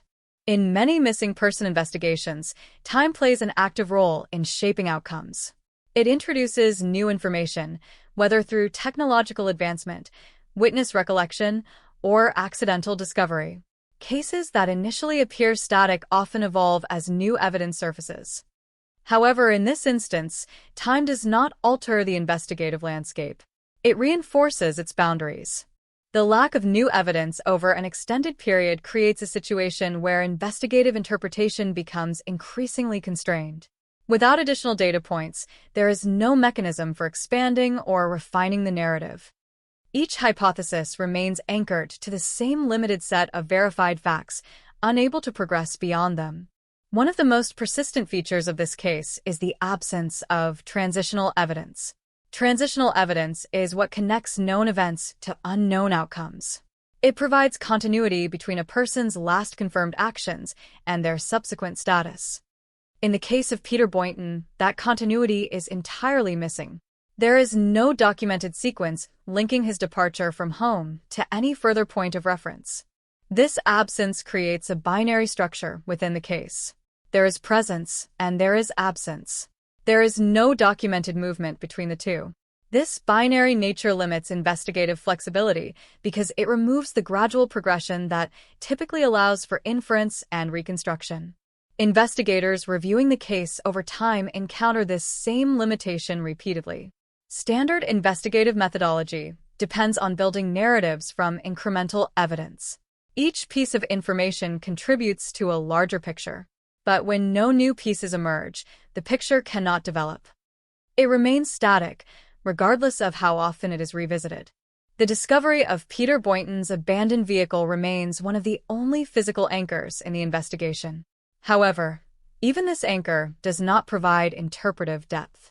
It confirms that he was present at a certain location after leaving his home, but it does not explain the circumstances that led to the vehicle being left behind. It does not indicate whether the abandonment was voluntary, accidental, or the result of external involvement. In many cases, vehicles serve as critical sources of forensic and contextual evidence. They can contain trace materials, personal items, or environmental indicators that help reconstruct events. In this case, the available information does not extend beyond confirmation of presence. The vehicle does not function as a narrative bridge. It functions as a boundary marker. Search operations conducted in the aftermath of the disappearance followed standard protocols for missing person cases in rural and semi-wilderness environments. These operations included ground searches, aerial observation, and expanded perimeter sweeps based on environmental risk assessment. The terrain of Maui, with its combination of dense vegetation and remote areas, presents inherent challenges for search efforts. However, while geography can complicate recovery, it does not eliminate the expectation of trace evidence. In this case, search efforts did not yield additional physical findings. No personal belongings were recovered in a context that could be definitively linked to the disappearance. No environmental disturbances were identified that suggested a clear path of movement. No verified witness accounts placed Peter Boynton beyond the last confirmed point in the timeline. As searches expanded and then concluded, the absence of findings became increasingly significant. In most investigations, even when initial searches are unsuccessful, secondary evidence eventually emerges. This may include indirect indicators such as partial remains, fragmented belongings, or environmental anomalies. Here, none of these secondary indicators have been documented. The investigation also examined administrative and digital records in an attempt to identify continuity beyond the last confirmed sighting. These records typically include financial transactions, communication logs, and other forms of traceable activity. In modern investigations, such data often plays a crucial role in establishing movement or intent. In this case, no confirmed activity has been identified following the disappearance. There is no financial trail extending beyond October 26, 2004. There are no verified communications that suggest continued presence. This absence reinforces the broader pattern of discontinuity that defines the case. Investigators also considered whether external involvement might explain the disappearance. In cases involving third-party action, there are often identifiable indicators such as forensic evidence, witness testimony, or patterns of interaction that suggest conflict or coercion. However, none of these indicators are present in the available record. No suspect has been identified. No forensic evidence has been confirmed that links another individual to the disappearance. No witness accounts have been verified that place Peter Boynton in a situation involving confrontation after leaving his home. As a result, the hypothesis of external involvement remains unsupported within the evidentiary framework. At the same time, voluntary disappearance was also considered. This scenario would involve a deliberate decision to leave without informing others and without maintaining traceable activity. While such cases do occur, they are typically accompanied by preparatory indicators. These may include financial arrangements, changes in communication behavior, or logistical planning. In the case of Peter Boynton, no such indicators have been confirmed. The absence of preparatory behavior reduces the evidential support for voluntary disappearance, although it does not eliminate it entirely. It simply places it within the realm of possibility rather than confirmation. As time continues to pass, the case becomes increasingly defined by its lack of development. Investigative systems periodically review cold cases to determine whether new evidence or methodologies might alter their status. These reviews are procedural and designed to ensure that unresolved cases remain accessible to future investigation. However, in this instance, repeated reviews have not resulted in changes to the case structure. The same facts remain constant. The same gaps remain unfilled. The same absence of transitional evidence persists. This consistency over time is unusual not because it is unresolved, but because it is unchanging. From an analytical perspective, the case illustrates the limits of inference in the absence of data progression. Without new evidence, interpretation cannot expand beyond the initial parameters. Each hypothesis remains constrained by the same evidentiary boundaries that existed at the time of the initial investigation. This creates a condition where the case is not actively evolving but continuously reaffirming its own limitations. Each review confirms what is already known and reinforces what is not known. The result is a stable but unresolved investigative structure. The disappearance of Peter Boynton therefore exists in a state that is defined by permanence of uncertainty. It is not a case that moves toward resolution or further complication. It is a case that remains fixed at the point where known information ends and unknown outcomes begin. And in that fixed position, it continues to exist within investigative records, unchanged by time, unaltered by review, and unresolved by evidence. As the investigation into Peter Boynton's disappearance continues to exist in archival form, it becomes increasingly clear that the case is defined less by its developments and more by its enduring lack of change. Time, which in many investigations serves as a revealing force, does not appear to alter the structure of this case. Instead, it preserves its original form. The same facts remain in place. The same gaps remain unfilled. The same absence of continuity persists across every review. At the center of the case remains a single confirmed moment, October 26, 2004, when Peter Boynton left his home in Maui, Hawaii. That moment is the last point at which his presence is verified. Everything that follows exists outside the boundaries of confirmation. There is no documented sequence of events connecting his departure to any subsequent outcome. There is no evidence of movement that can be reliably traced beyond that point. This absence of continuity is what distinguishes the case from many other missing person investigations. In most cases, even when resolution is not achieved, there is a gradual accumulation of partial information. A witness sighting here, a financial transaction there, a fragment of evidence that allows investigators to construct a partial trajectory. In this case, that trajectory does not exist. The record does not fragment into pieces. It ends. The abandoned vehicle associated with Peter Boynton remains the only physical link between his known life and the unknown circumstances that followed his disappearance. However, even this link is limited in its interpretive value. It confirms that he was present at a certain location after leaving his home, but it does not provide context for how or why the vehicle was left behind. It does not indicate direction, intention, or condition. It is a point of reference without narrative extension. Investigators who reviewed the vehicle and surrounding area were unable to identify evidence that could extend the timeline beyond that moment. No definitive forensic traces were recovered that could establish a sequence of events. No environmental indicators suggested movement away from the location in a traceable pattern. The vehicle remains an isolated data point, disconnected from both the preceding and following unknowns. Search operations conducted in the aftermath of the disappearance followed established procedures for missing persons in rural and semi-wilderness environments. These procedures included ground searches, aerial observation, and systematic expansion of search zones based on terrain analysis. The geography of Maui, with its dense vegetation and uneven terrain, presents known challenges for such operations. However, while difficult terrain can delay discovery, it does not typically prevent all forms of evidence from emerging.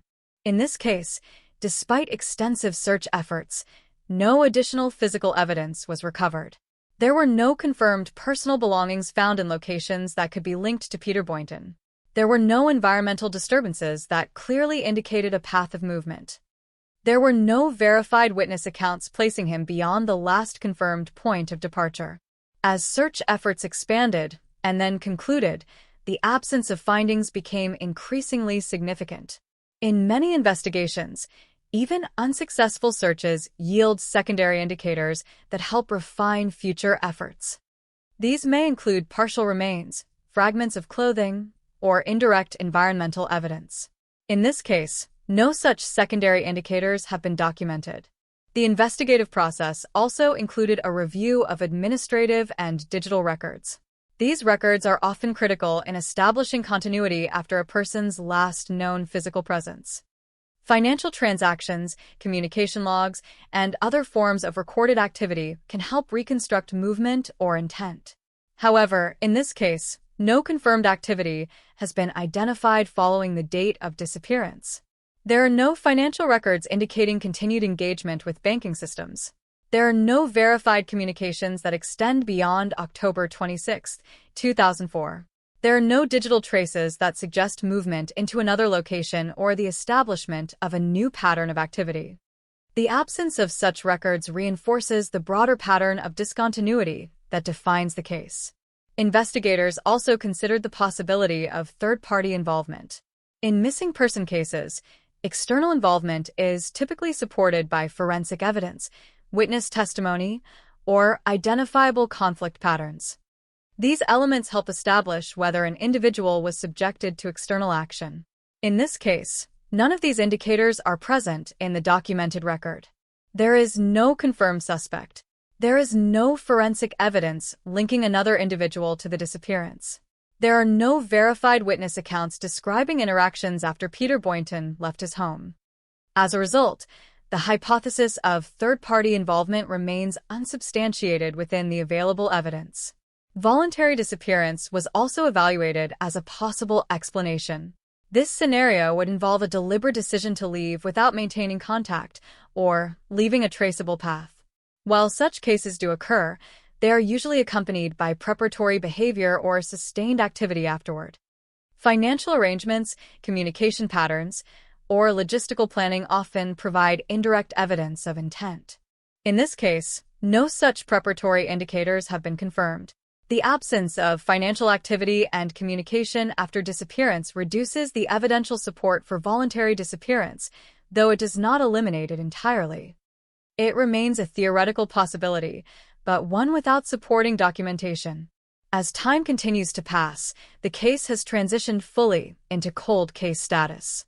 This classification reflects not a conclusion, but a procedural acknowledgement that active investigative leads have been exhausted.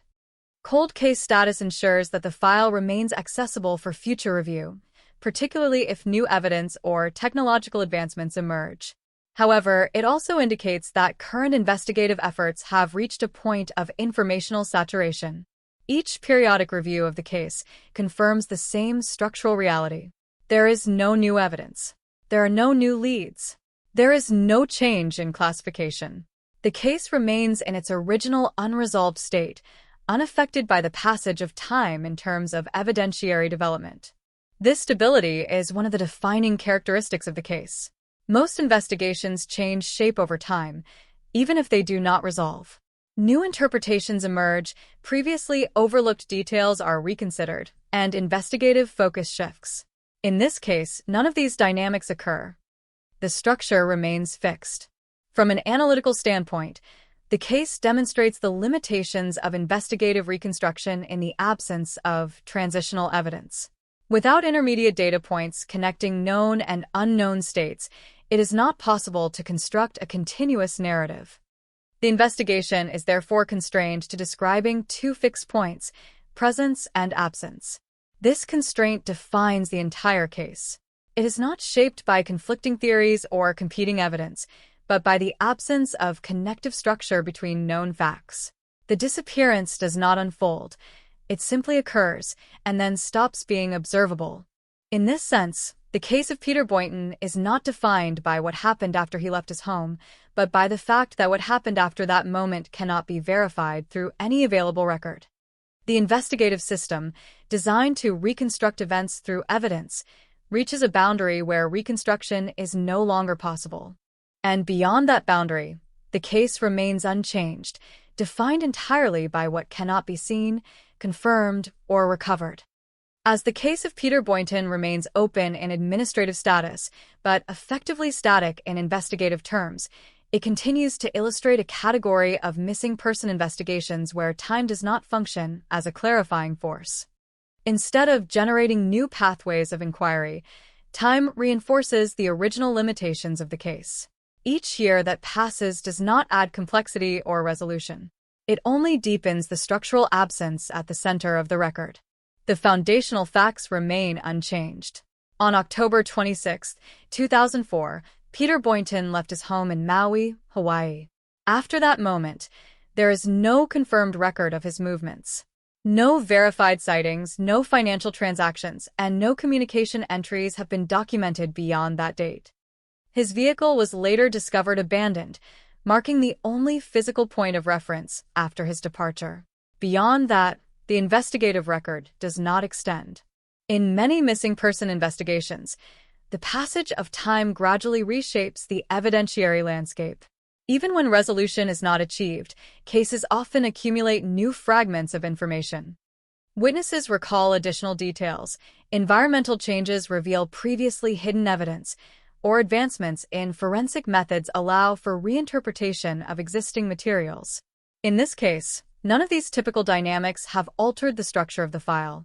Instead, the case exhibits a rare form of investigative stillness.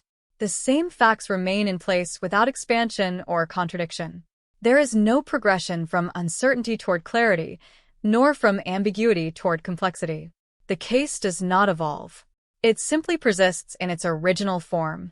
The abandoned vehicle remains central to all investigative discussion, not because it provides answers, but because it represents the final confirmed link in the timeline.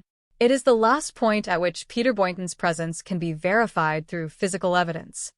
However, its evidentiary value is limited by what it does not contain. It does not establish direction of travel, it does not indicate the circumstances of abandonment, and it does not provide any traceable sequence beyond its discovery. In many investigations, vehicles serve as critical narrative devices. They can reveal patterns of movement, suggest timelines, or contain forensic material that connects individuals to specific events. In this case, the vehicle functions only as a terminal point. It marks the end of confirmed presence without offering any extension into subsequent events. Search efforts conducted in the initial stages of the investigation followed established protocols for missing persons in geographically complex environments. Maui presents a landscape that includes dense vegetation, elevated terrain, and remote regions that can complicate search operations. These conditions are known to affect visibility and accessibility, particularly in wilderness areas. However, while environmental complexity can delay discovery, it does not typically eliminate all forms of trace evidence. Despite extensive search operations, no additional physical evidence linked to Peter Boynton was recovered. There were no confirmed personal belongings found in locations that could be associated with his disappearance. There were no environmental indicators suggesting a directional path of movement. There were no verified witness reports placing him beyond the last known point of departure. As search operations concluded, the absence of findings became a defining feature of the case. In many investigations, even unsuccessful searches yield partial evidence that can guide future efforts. These may include fragments of clothing, biological traces, or environmental disturbances that suggest interaction. In this case, no such secondary indicators have been documented in the investigative record. The investigation also extended into administrative and digital systems in an effort to identify post-disappearance activity. These systems are often used to establish continuity in missing person cases. Financial transactions, communication records, and digital footprints can help reconstruct movement or intent even in the absence of physical evidence. In the case of Peter Boynton, no such continuity has been identified. There are no confirmed financial activities after October 26, 2004. There are no verified communications extending beyond that date. There are no digital records indicating continued engagement with institutional systems. The absence of these records reinforces the broader pattern of discontinuity that defines the case. Investigators also evaluated the possibility of third-party involvement. In missing person investigations, external involvement is typically supported by forensic evidence, witness testimony, or identifiable patterns of conflict or coercion. These elements provide a basis for establishing whether an individual was affected by external actions. In this case, none of these indicators are present in the available record. There is no confirmed suspect associated with the disappearance. There is no forensic evidence linking another individual to the event. There are no verified witness accounts describing interactions after Peter Boynton's departure from his home. As a result, the hypothesis of external involvement remains unsubstantiated within the evidentiary framework. Voluntary disappearance was also considered as a possible explanation. This scenario would involve a deliberate decision to leave without maintaining contact or leaving traceable activity. While such cases are documented in missing person investigations, they are typically accompanied by preparatory behavior or subsequent activity that reflects continued existence elsewhere. In this case, no such indicators have been confirmed. The absence of financial planning, communication activity, or logistical arrangements reduces the evidential support for voluntary disappearance. While it cannot be entirely excluded, it remains unsupported by any documented behavior in the investigative record.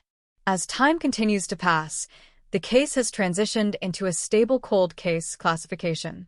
This status reflects not a resolution, but a procedural recognition that all current investigative avenues have been exhausted.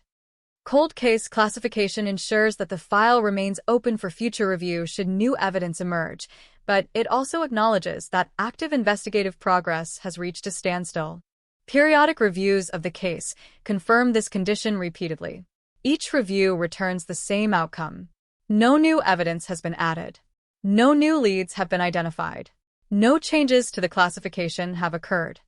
The case remains in its original unresolved state, unaffected by time in terms of evidentiary development. This consistency is unusual in long-term investigations. Most cases evolve over time, even without resolution.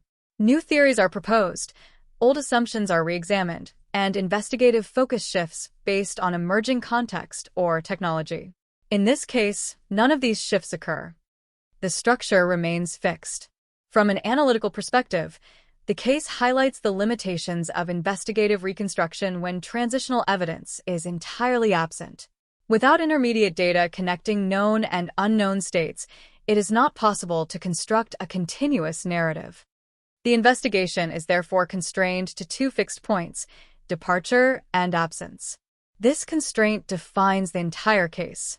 It is not shaped by competing interpretations or conflicting evidence, but by the absence of connective structure between confirmed facts. The disappearance does not unfold over time in a traceable sequence. It occurs at a single point and then becomes unobservable. In this way, the case of Peter Boynton is defined less by what is known than by what cannot be confirmed. The investigative system is designed to reconstruct events through evidence, but in this instance, it encounters a boundary where reconstruction is no longer possible. Beyond that boundary, the case remains unchanged. It continues to exist within investigative records as a fixed point of unresolved absence, defined entirely by the moment at which confirmed information ends and unverified possibility begins. As the investigation into Peter Boynton continues to exist in its unresolved state, the passage of time does not function as an agent of clarification. Instead, it operates as a form of preservation. The case remains structurally identical to its earliest documented form.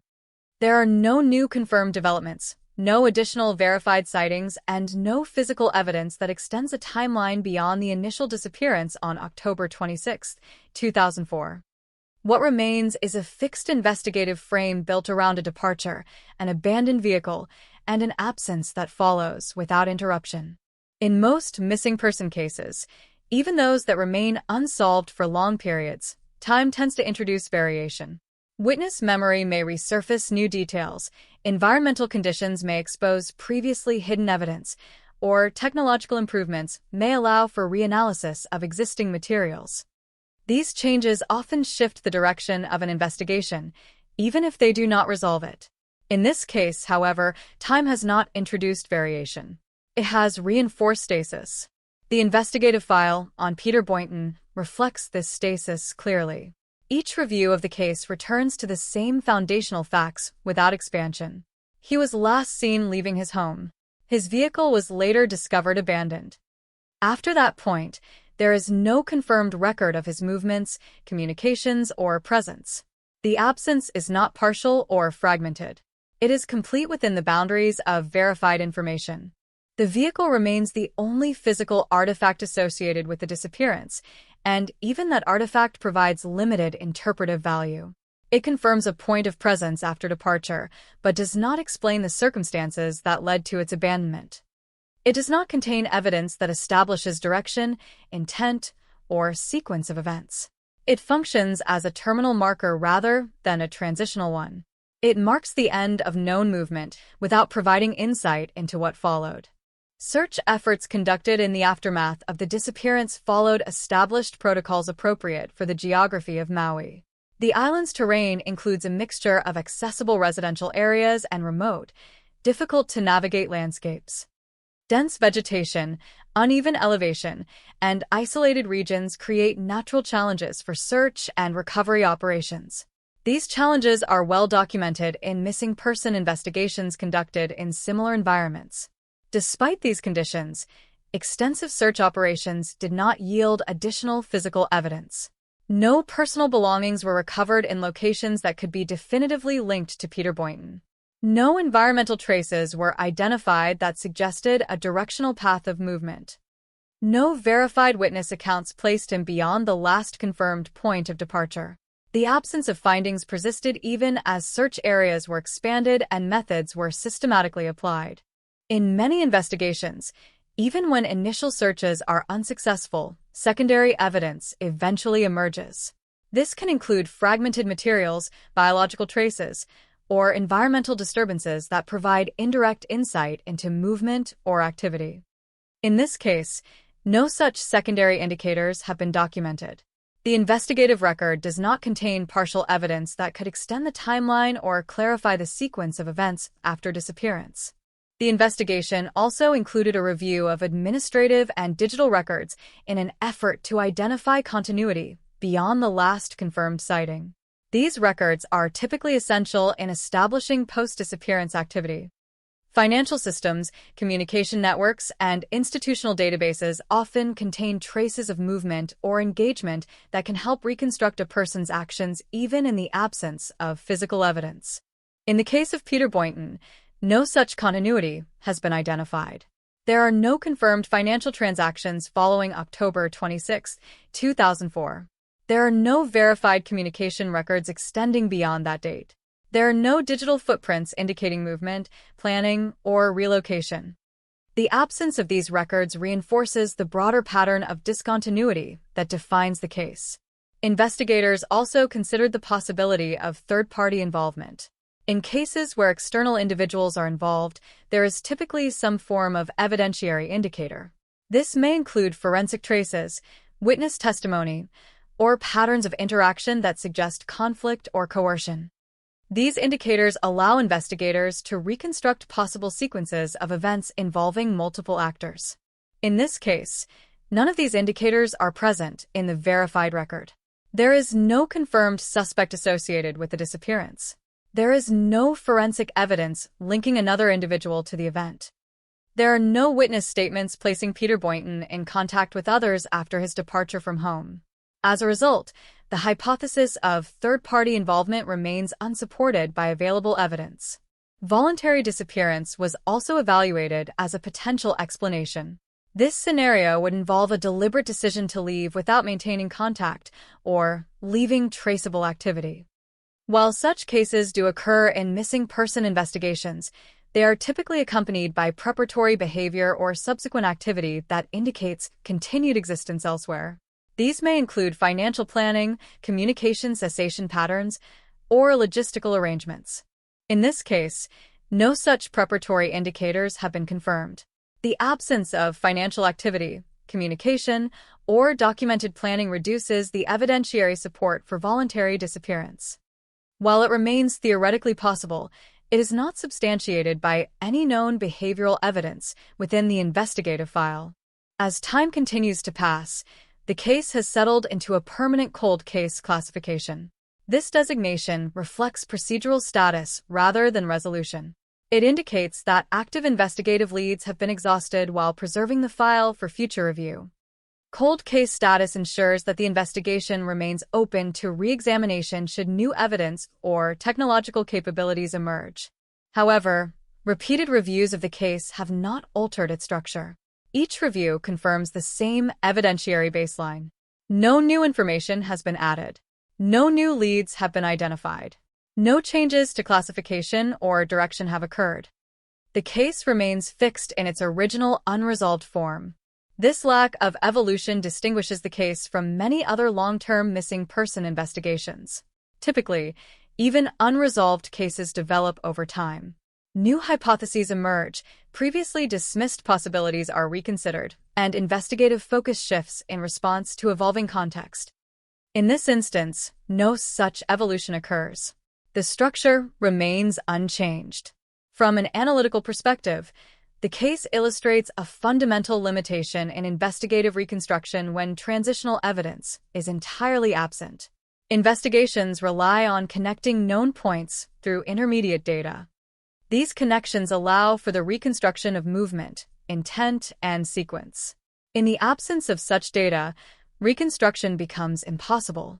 In the case of Peter Boynton, there are only two confirmed points: departure and absence.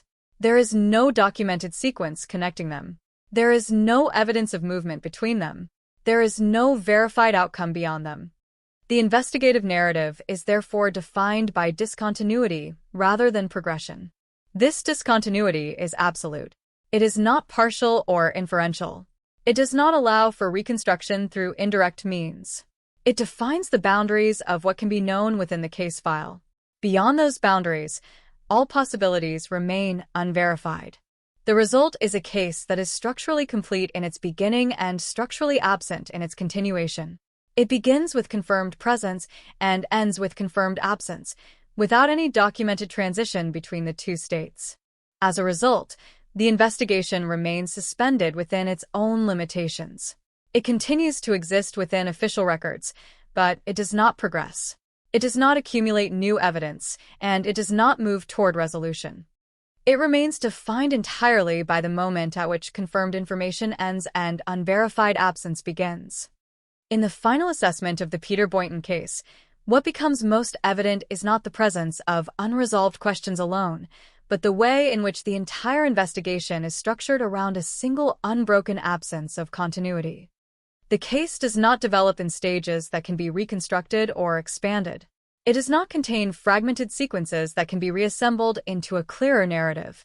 Instead, it exists as a strict division between what is confirmed and what is unknown, with no verifiable bridge between the two. The confirmed portion of the case is extremely limited. Peter Boynton was last seen on October 26, 2004, when he left his home in Maui, Hawaii. After that moment, there is no verified record of his movements.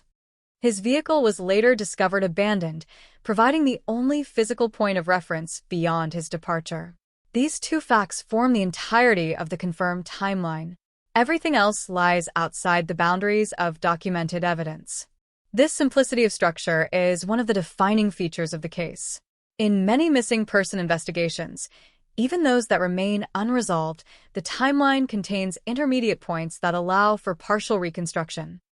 Witness sightings, financial activity, or environmental findings often create fragments that help investigators build a sequence of events. In this case, those fragments are absent. The timeline does not fragment. It ends. The abandoned vehicle, while central to the investigation, does not expand the narrative in any meaningful way. It confirms that Peter Boynton reached a certain location after leaving his home, but it does not explain how he arrived there or what occurred afterward. It contains no verified indicators that would allow investigators to determine direction, intent, or subsequent movement. It is a static point within the case, not a dynamic link between events. Search operations conducted in the early stages of the investigation followed standard procedures for missing persons in environments with challenging terrain. Maui's geography, which includes dense vegetation, uneven elevation, and remote regions, is known to complicate search efforts. These conditions can obscure visibility and limit accessibility, particularly in areas that are not frequently traveled. Despite these known challenges, extensive search efforts did not yield additional evidence. No personal belongings were recovered in contexts that could be definitively linked to the disappearance. No environmental markers were identified that suggested a clear path of movement. No verified witness accounts placed Peter Boynton beyond the last confirmed point in the timeline. As search operations expanded and eventually concluded, the absence of findings became a defining characteristic of the case. In most investigations, even unsuccessful searches produce secondary traces of information. These may include partial materials, biological indicators, or environmental disturbances that suggest interaction with the subject. Such traces often allow investigators to refine search parameters or reassess earlier assumptions. In this case, no such secondary evidence has been documented. The investigative record does not contain partial indicators that extend beyond the initial findings. The investigation also included a review of administrative and digital records in an effort to identify continuity after disappearance. These records are typically essential in establishing whether a missing person continued to interact with systems that leave traceable data. Financial transactions, communication logs, and institutional records often provide indirect evidence of movement or existence, even in the absence of physical sightings. In the case of Peter Boynton, no such continuity has been identified. There are no confirmed financial transactions after October 26, 2004. There are no verified communications extending beyond that date. There are no digital or administrative records indicating continued activity. The absence of these records reinforces the broader pattern of discontinuity that defines the case.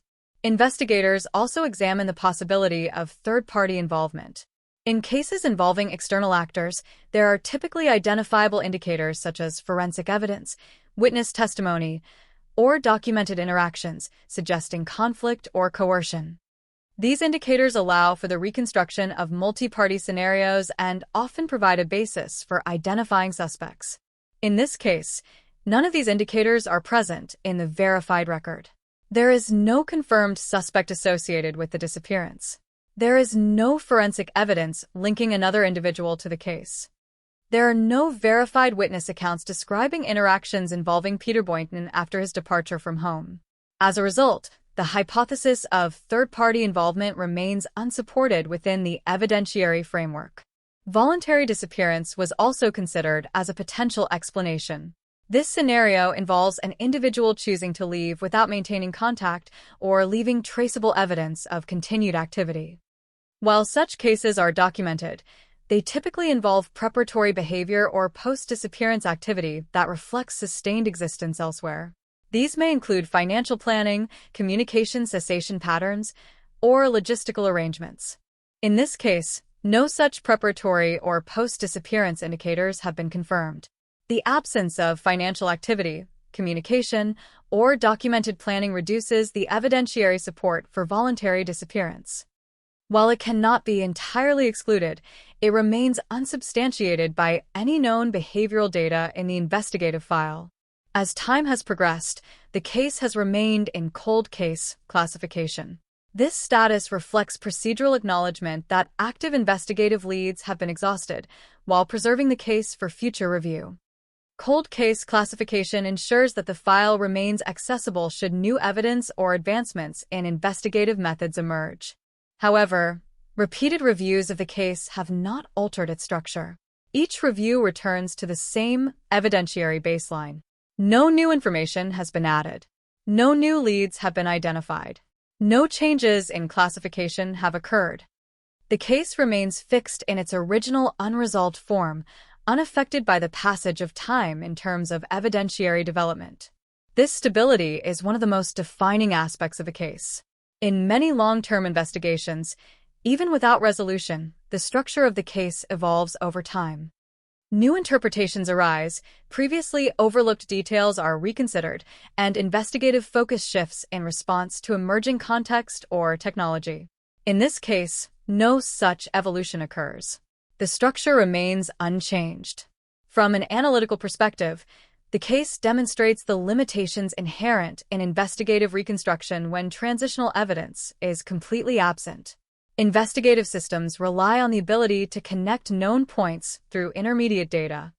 These connections allow for the reconstruction of movement, sequence, and intent. Without them, reconstruction becomes impossible. In the case of Peter Boynton, only two confirmed points exist: departure and absence. There is no documented sequence connecting them. There is no evidence of movement between them. There is no verified outcome beyond them. The investigative narrative is therefore defined entirely by discontinuity rather than progression. This discontinuity is not partial or fragmented. It is complete within the boundaries of verified information. It does not allow for reconstruction through indirect inference because there are no intermediate data points to support such inference. The case is therefore constrained to a binary structure, presence followed by absence, with no documented transition. As a result, the investigation remains permanently positioned at the edge of its own evidentiary limits. It continues to exist within official records as an open case, but it does not advance. It does not accumulate new information, and it does not move toward resolution. In its final form, the case of Peter Boynton is defined not by what has been discovered, but by the complete absence of what follows discovery.